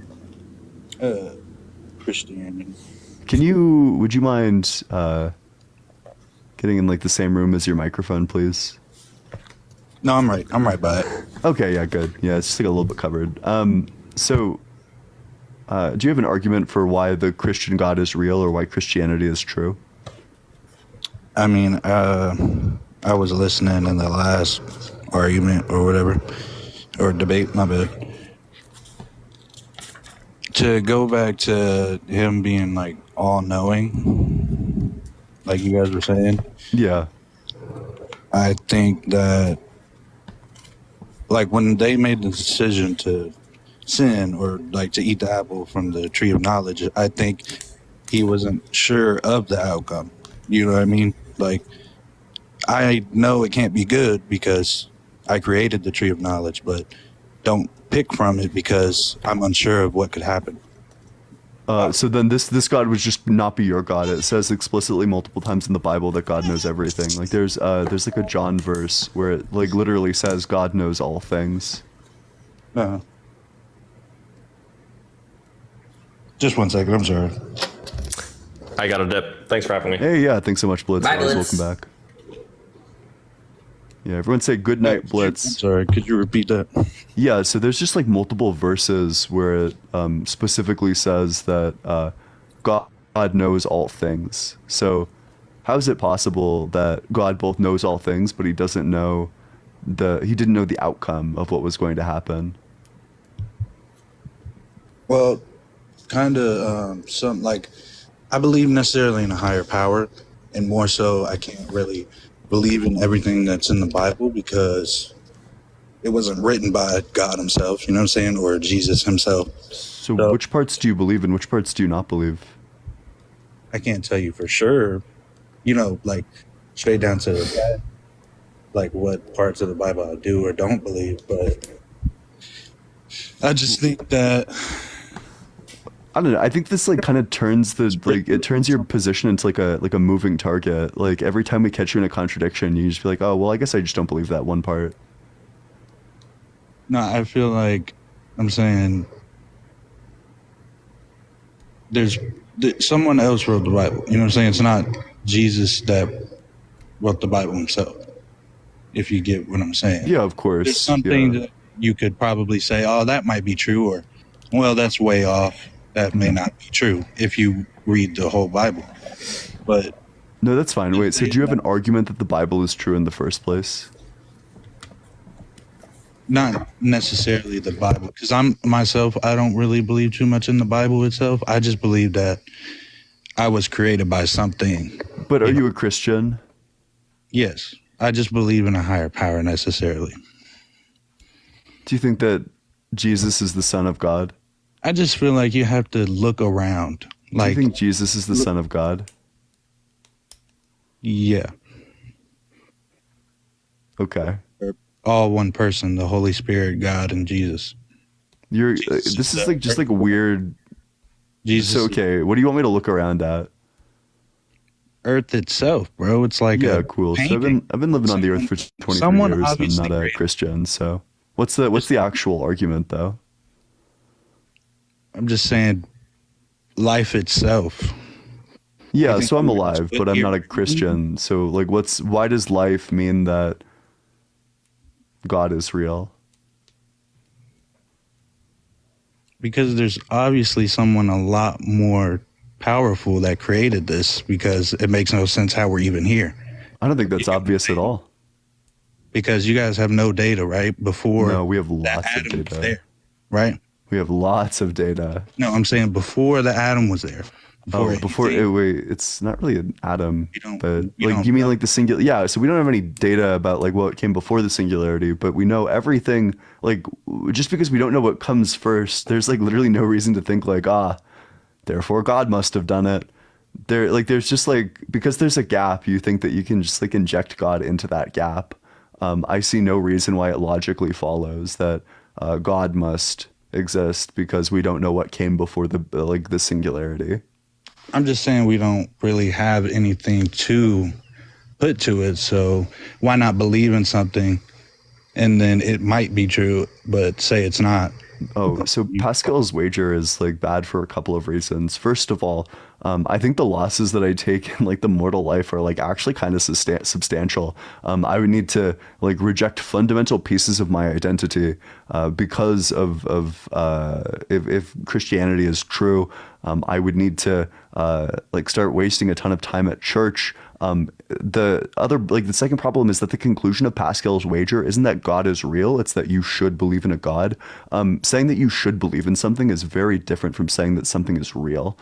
For example, there's like times where it might be advantageous as like someone undergoing medical treatment to believe that you're getting better, even if you're not getting better, because it's just like good for your body to not be distressed. And finally, the options are not just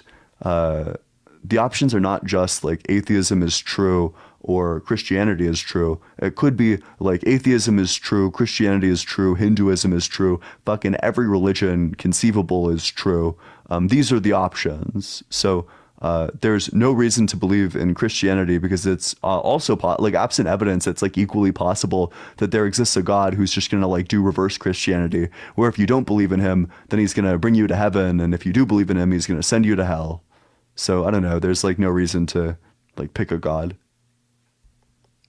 I mean, you can constantly continue to sin, if you get what I'm saying, and then repent for that, and that's how you make your way into heaven, if you get what I'm saying.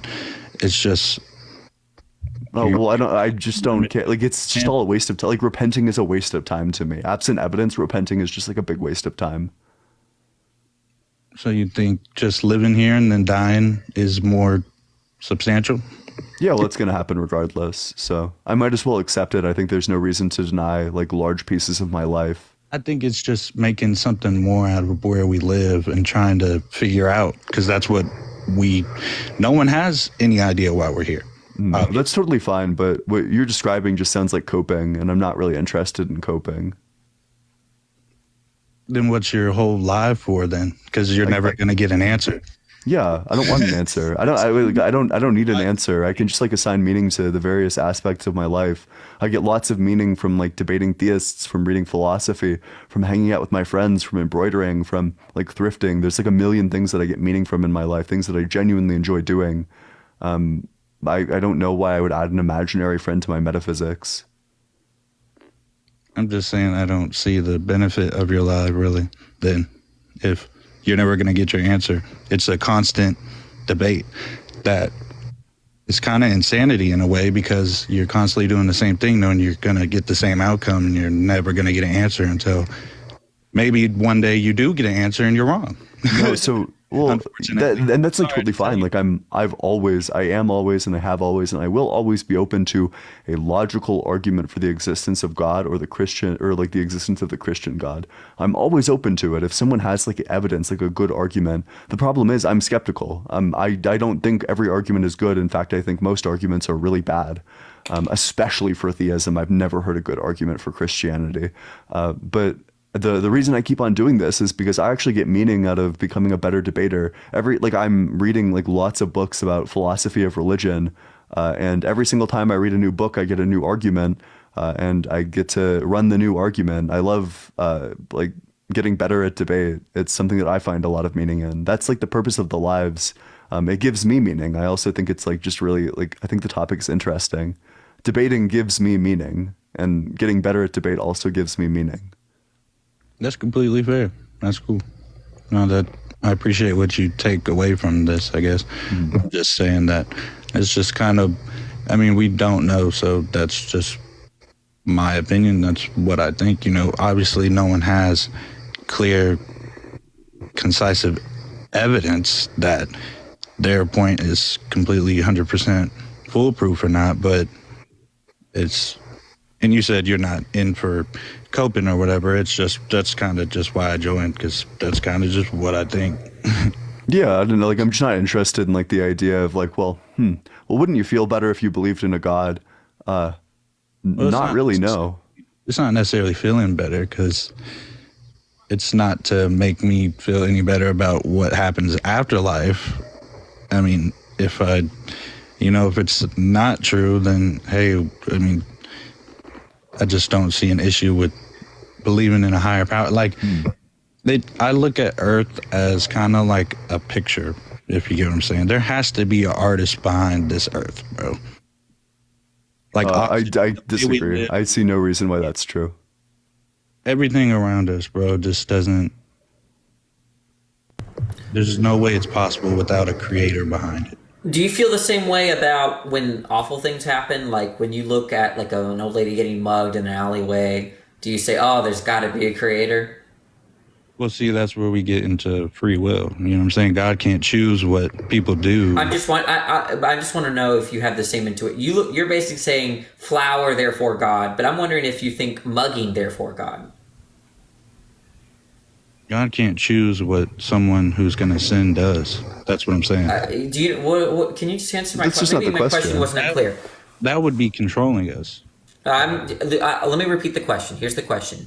You have an intuition that when you look at a flower, you think there's got to be a creator. So I'm asking, do you have the same intuition when you look at a mugging, right? And you say, there's got to be a creator that basically made this possible. Okay. So I'm wondering if you have the same intuition in both cases.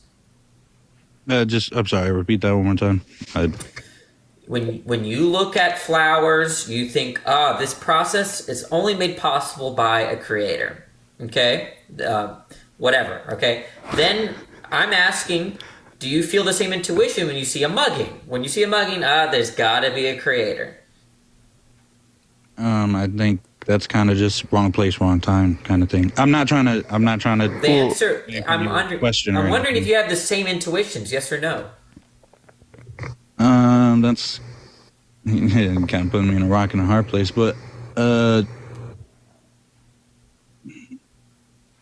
my God! Someone just called them Professor Grippy. That's terrible. That's the worst thing I've ever heard in my entire life. So do you have the same intuitions, Anthony? I mean, not necessarily, because... but it's obvious that there's a creator to make muggings possible, Anthony. It's just obvious. No, God can't control that.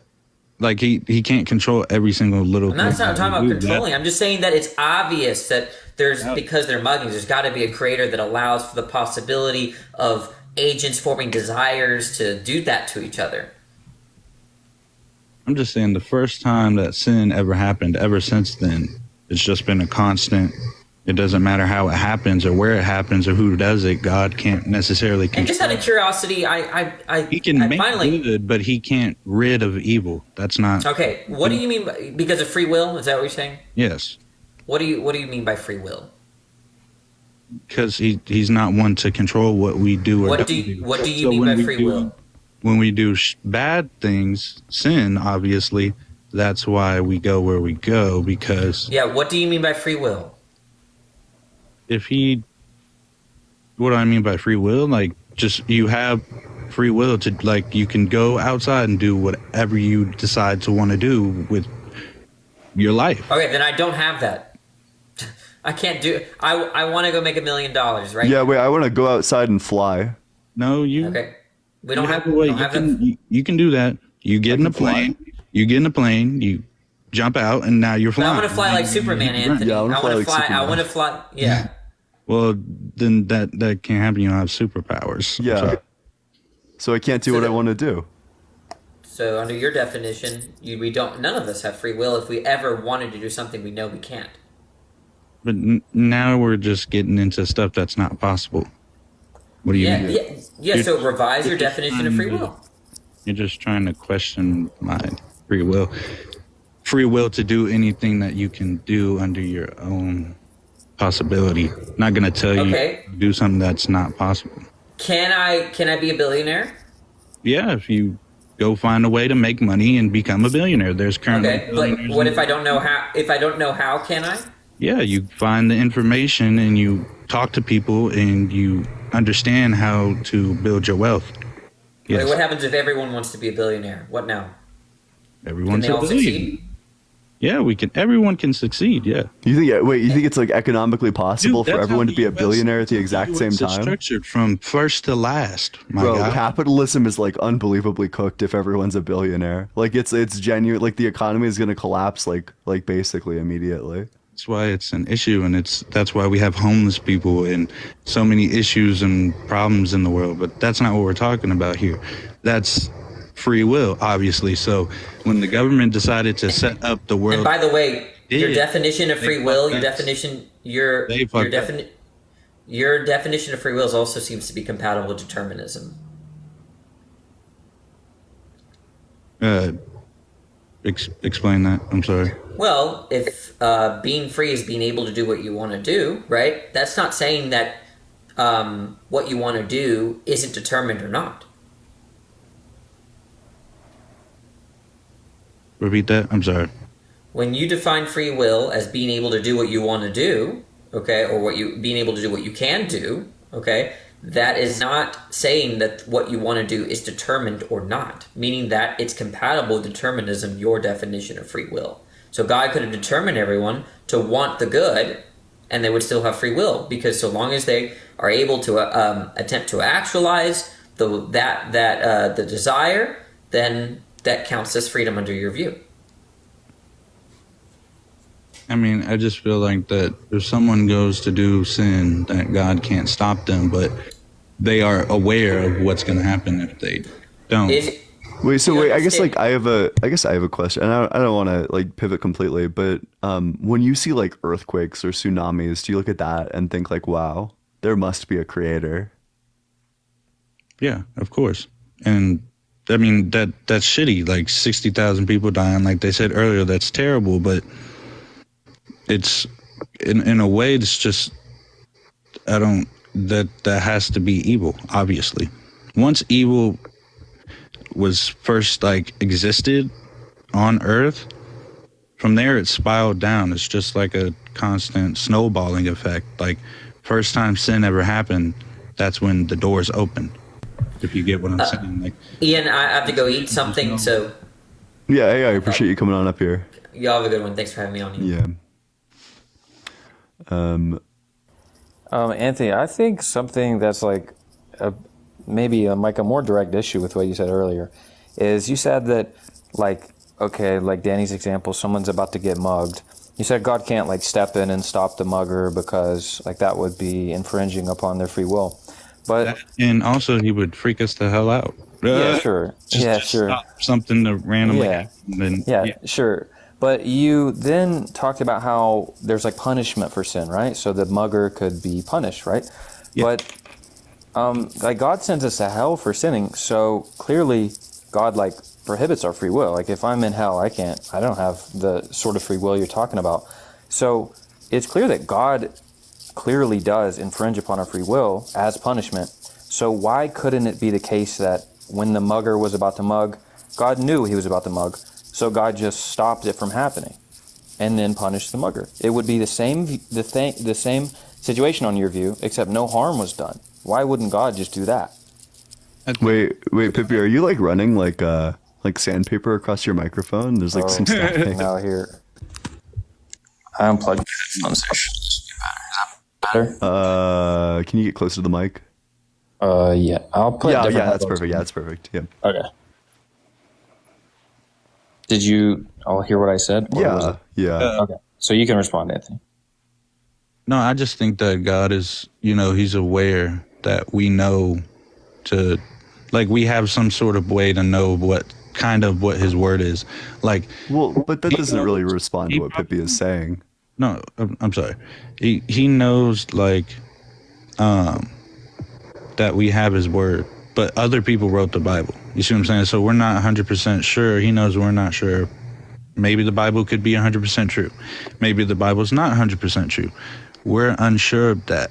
But he knows that we know what his word somewhat is and how some ways to get into heaven and do our best to get there so that afterlife we can go there. He's telling us that while we're on earth, we have free will to do what we can to get into heaven because that's where we want to go, obviously. But if you don't, you're gonna go to hell. Once you make your decision, like once you die on earth, after that your free will's gone. You don't have free will because you've lost it after you died.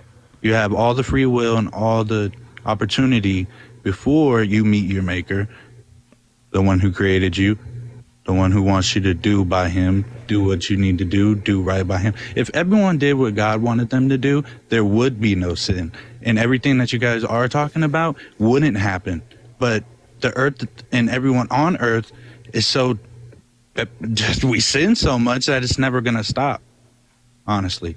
So yeah, I guess my issue with that, if we do what we're all supposed to do, everyone would go to heaven, I think. Yeah, sure. But I guess my issue with this is just like the picture of the God you're painting, right? So you're giving me this example of this God who's like all powerful and decided to craft the universe however he wanted, right? He could have just made it in a way where people did what they wanted, and it's just the case that if I go to do harm to someone, I just poof out of existence and go somewhere else and just cease to exist. Whatever. I could think of a million different ways the universe could have been set up to where harm just wasn't done. And the fact is, on your view, God could have done that. So my idea is just the God you're describing to me sounds horrible. It doesn't sound like a good God.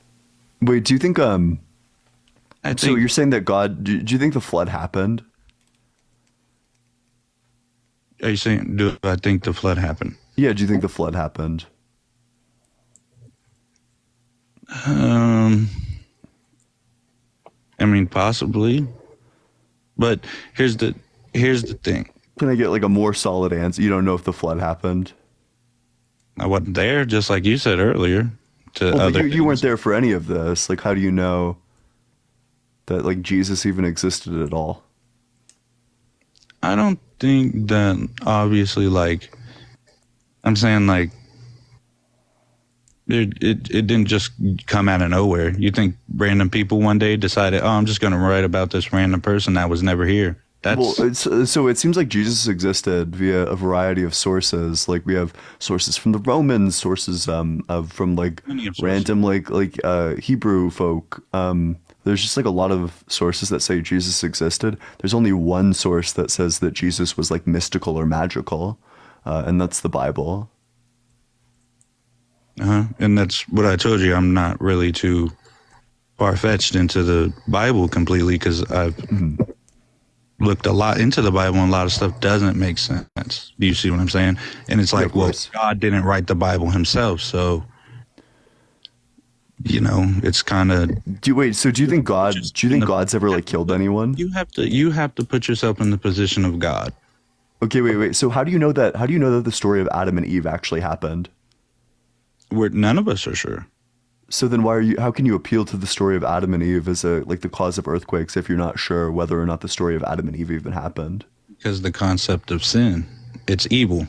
Is that not evil? 60,000 people dying from an earthquake or yeah, I think it is, but it would be like evil. God would be like the efficient cause of this action. That's evil creepeth upon the earth that caused constant sin, and sin to constantly keep happening after that point.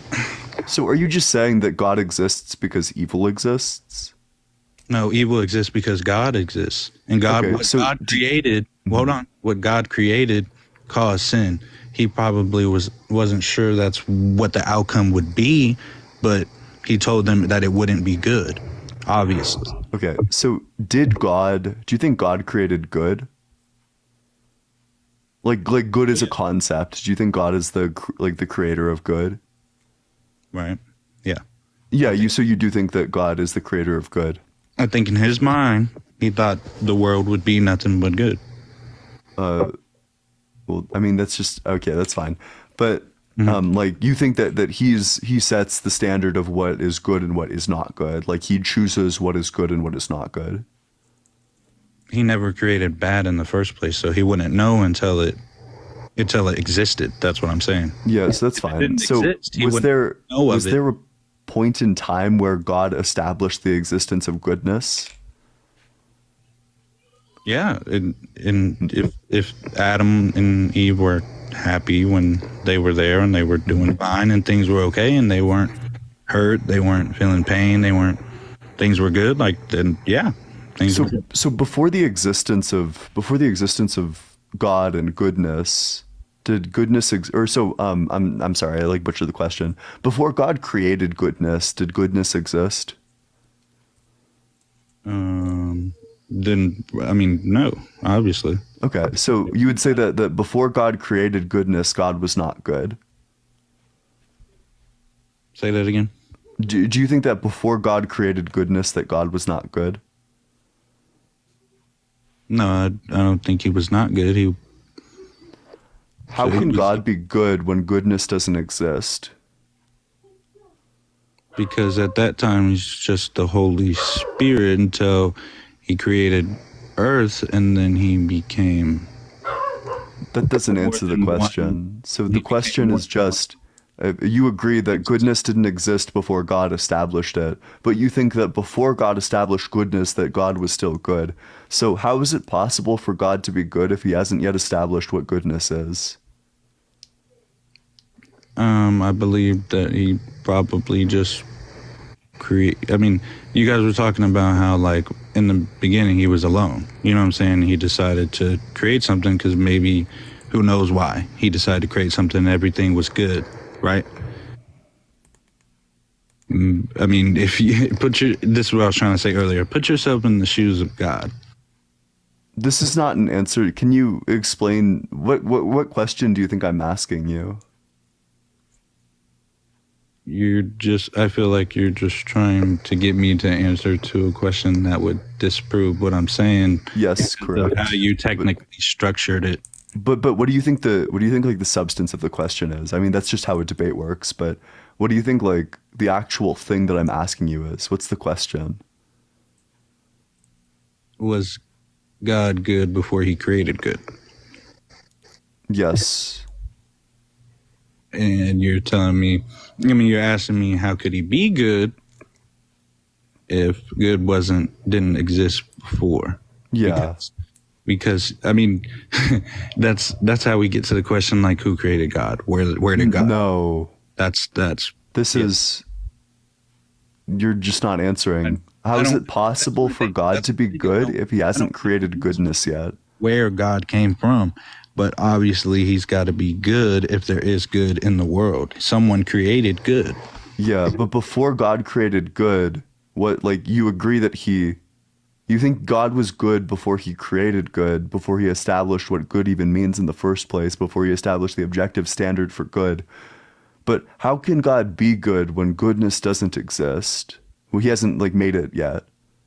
I mean, I think he's just trying to, when he just did what he could to think. I mean, whatever he thought. This is just not an answer. Whatever he thought good was, that's what he made the world.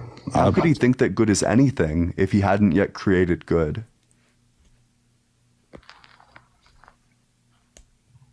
I mean,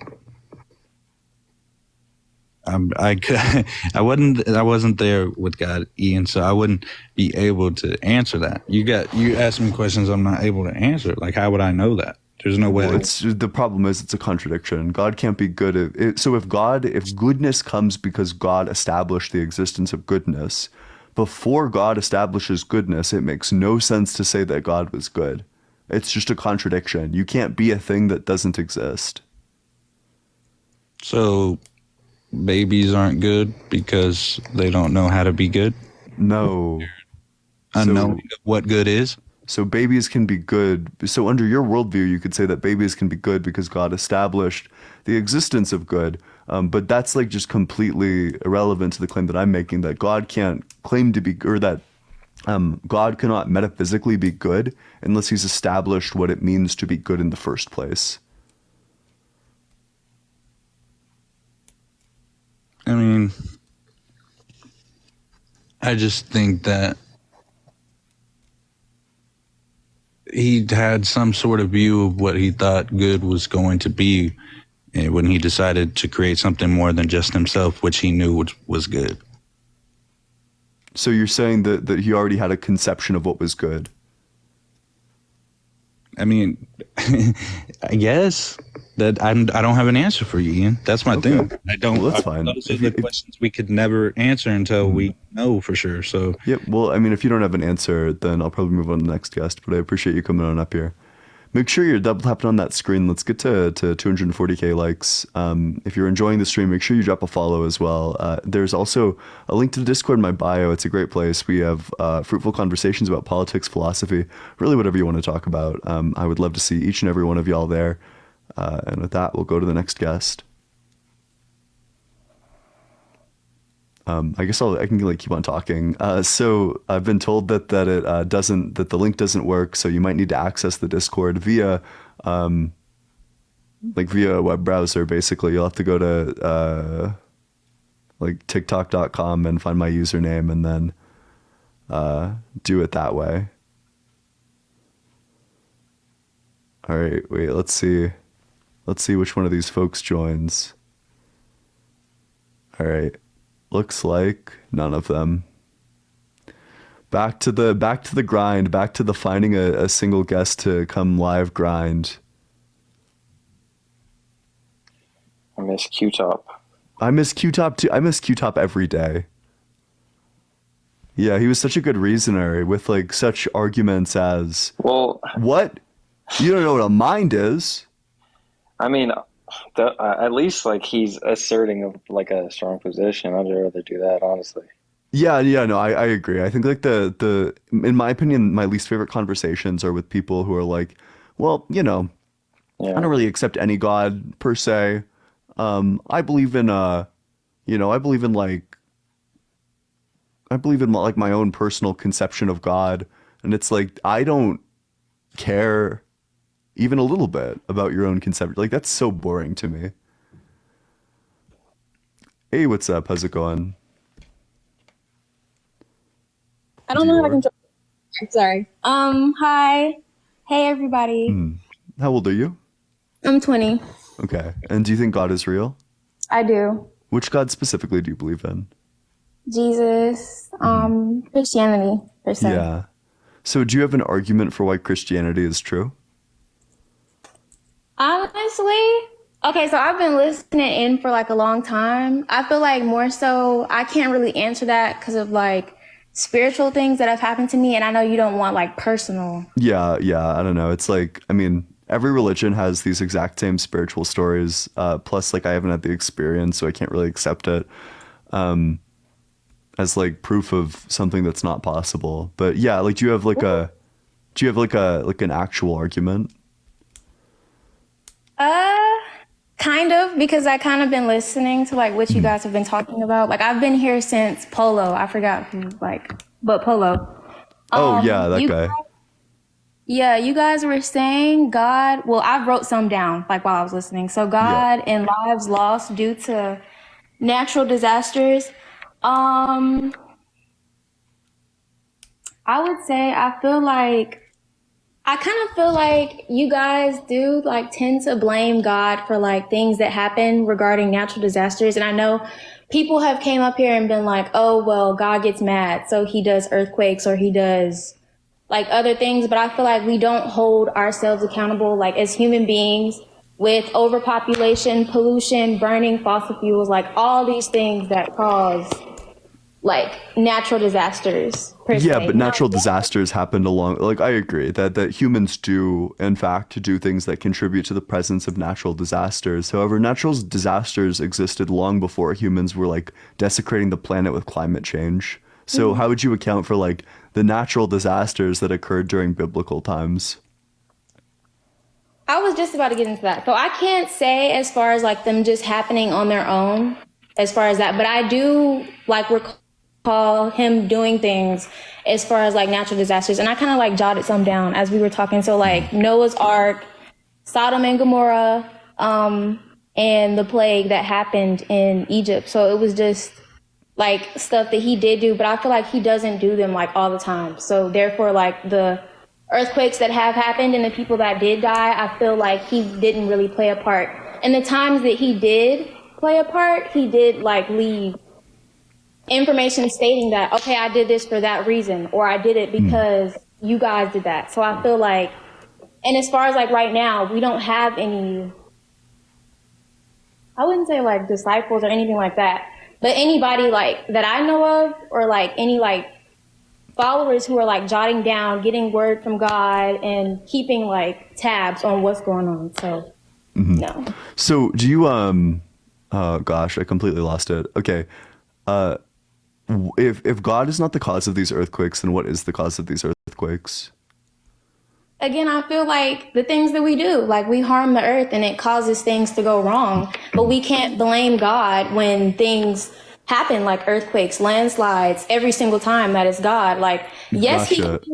he can prevent these things, but like y'all have been talking about before, it's God's will. He's not going to step in every time. What's the thing that humans do that contributes to earthquakes specifically? Okay, I haven't looked into that. So I can't really fully answer that. But as far as like natural disasters, what I've come up with is like what I said as far as population, fossil fuels, deforestation, just the way that we pollute the earth and like really do bad things to the earth. Well, that's fine, but it seems like, I'm not, people aren't choosing for these like tectonic plates to be like moving around. And even if they were, even if our choices do have an effect on this, why would God make it such that doing this would cause earthquakes to happen at all? Why would he just not like create a world that had no earthquakes? Because I feel like, again, we deserve consequences for our actions. If you do something bad, then you deserve the repercussions of your actions, whether that be littering, stealing, whatever the case may be. So him giving us the earth to live on and being able to inhabit the earth, if you destroy what someone has given you, at that point, I feel like you should, when it wasn't always like an awful place, we didn't really have, it wasn't that way until I feel like we made it that way. Yeah. So do you think that it would be just, so let's say that there's like a murder case. Do you think it would be just to just find like a random person, like we just roll the dice and then pick a person at random, no evidence, and then just like throw them in jail for the murder case? Like, do you think that would be just? No. And why would that not be just? Because again, we don't know. You just said like random. If we don't know that this is the murderer, then why would we? Yeah, exactly. Because they didn't do it. They have no relation to this. So then I would just ask you, like with this understanding, how is it just for God to kill like 227,000 people in Indonesia? Like these people aren't the ones like responsible for climate change. Like why did the oil barons get to live, whereas like these random people have to pay the price for the oil barons? How is that just? It's not really just, but I feel like the earth being like one planet and we all share it, we should all work together, which is something that we don't do. Like as a collective, we don't recycle. As a collective, we don't try to make the earth a better place. So the earthquakes or whatever do like being hitting certain parts and like people, I would just use that as like a sign. Like we all need to get our shit together basically, because it's going to keep happening just about everywhere. That's totally fine, but it seems like if this is not a just punishment, if it's not just, then there's no reason why this should be the punishment. That like if do you agree that God set it up such that if we polluted, that earthquakes would happen? No. Oh wait, so then who do you think made the world have earthquakes? I mean, I'm not sure. Okay, But so who created nature? As far as like what I've said before, as far as our actions, I feel like we contribute. Yeah, Now, but who created nature? He did. Yeah, Like and did he did. He created everything. Yeah, and did he create tectonic plates as well? I would have to say yes, because he created everything. So it sounds like God, in fact, is the cause of like. I guess I'd just ask you one more question. Do you think when God was creating tectonic plates, did he know that it would cause earthquakes that would kill people who didn't deserve it?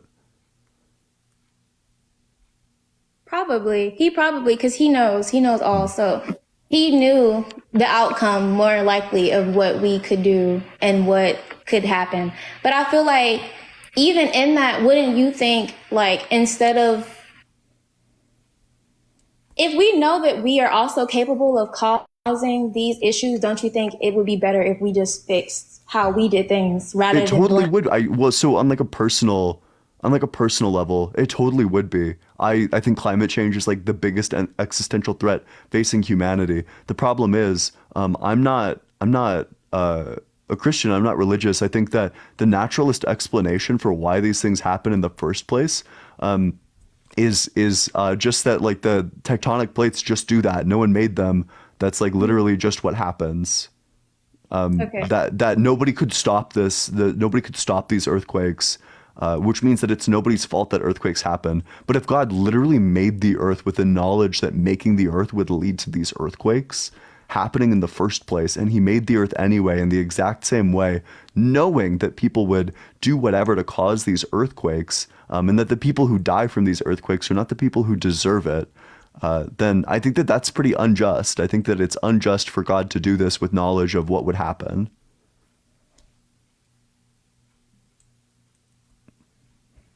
That's a good point. That's a good point. I mean, I agree with you, but I feel like more say like if we did better with the earth, it wouldn't be as much earthquakes. And like I agree. And I feel like we, again, like I said, we contribute to that. And I feel like I can't really state, like, as far as like biblical terms and like the Old Testament, whether there were like landslides and shit going on. Like, I wasn't there. But as far as like now, and from what I've seen, and I'm sure like the earth has gotten way worse over time, like over more worse than way back when. So I feel like we definitely play an aspect in that, though, more so than God, because he doesn't walk among us. He's not.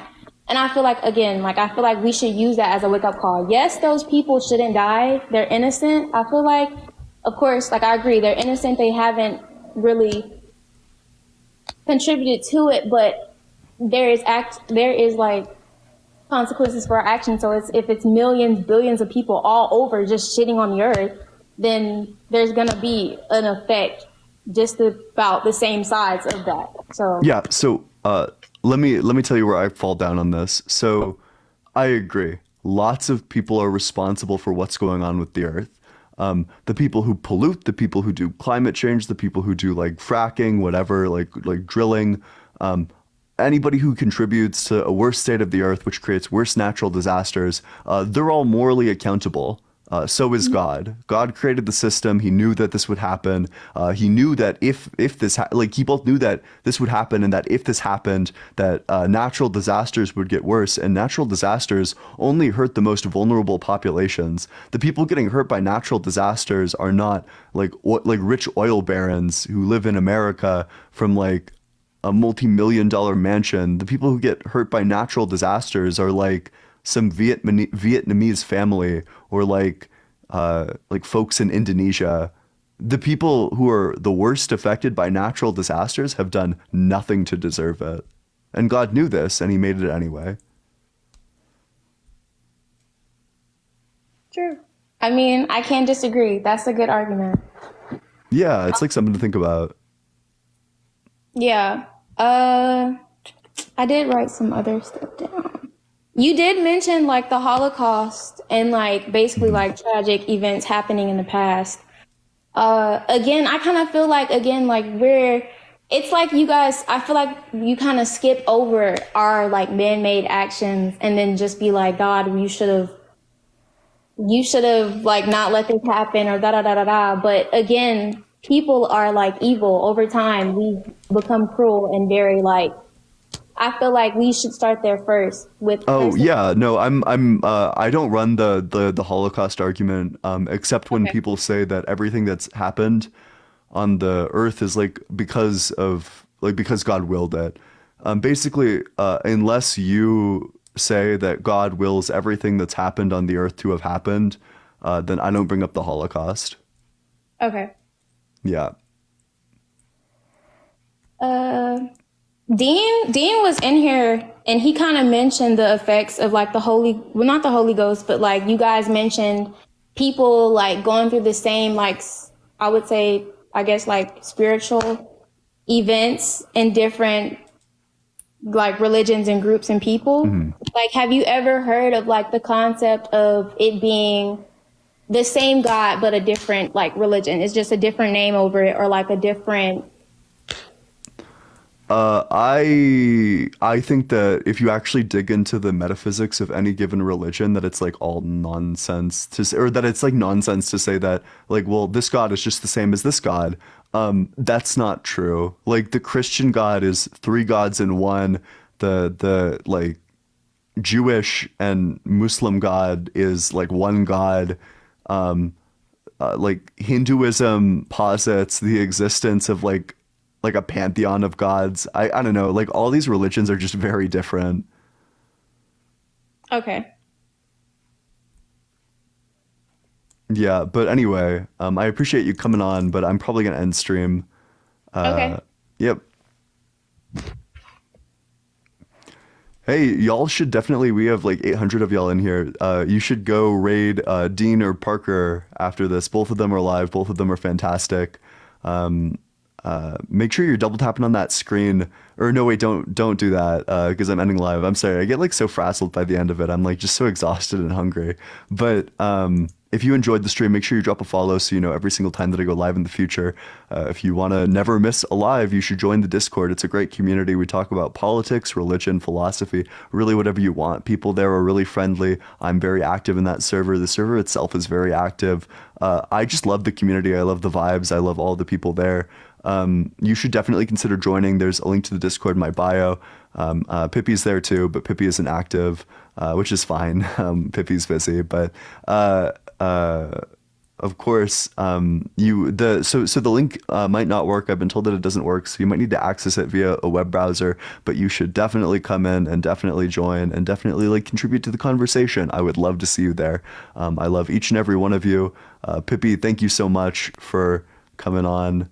Thanks for having me, Ian. Thank you. Yeah, I'm gonna go live roughly the same time tomorrow if you're interested. Maybe I'll DM Q Top, ask if he is interested in the 2v2. I doubt it though. The way this dude ran, there's no fucking way, no shot. Yeah, but I don't think so. But yeah, all right, thank you, Ian. I just think he doesn't like analytic philosophy. Yeah, he talks like he likes it, so that's the issue. Okay. That's the only thing I want to bring up is that like he acts like he likes it, but he doesn't really. But yeah, hopefully he'll come on another time. But thank you, Ian. Thank you, everybody. Yep. All right. Hey, love all of you. All right.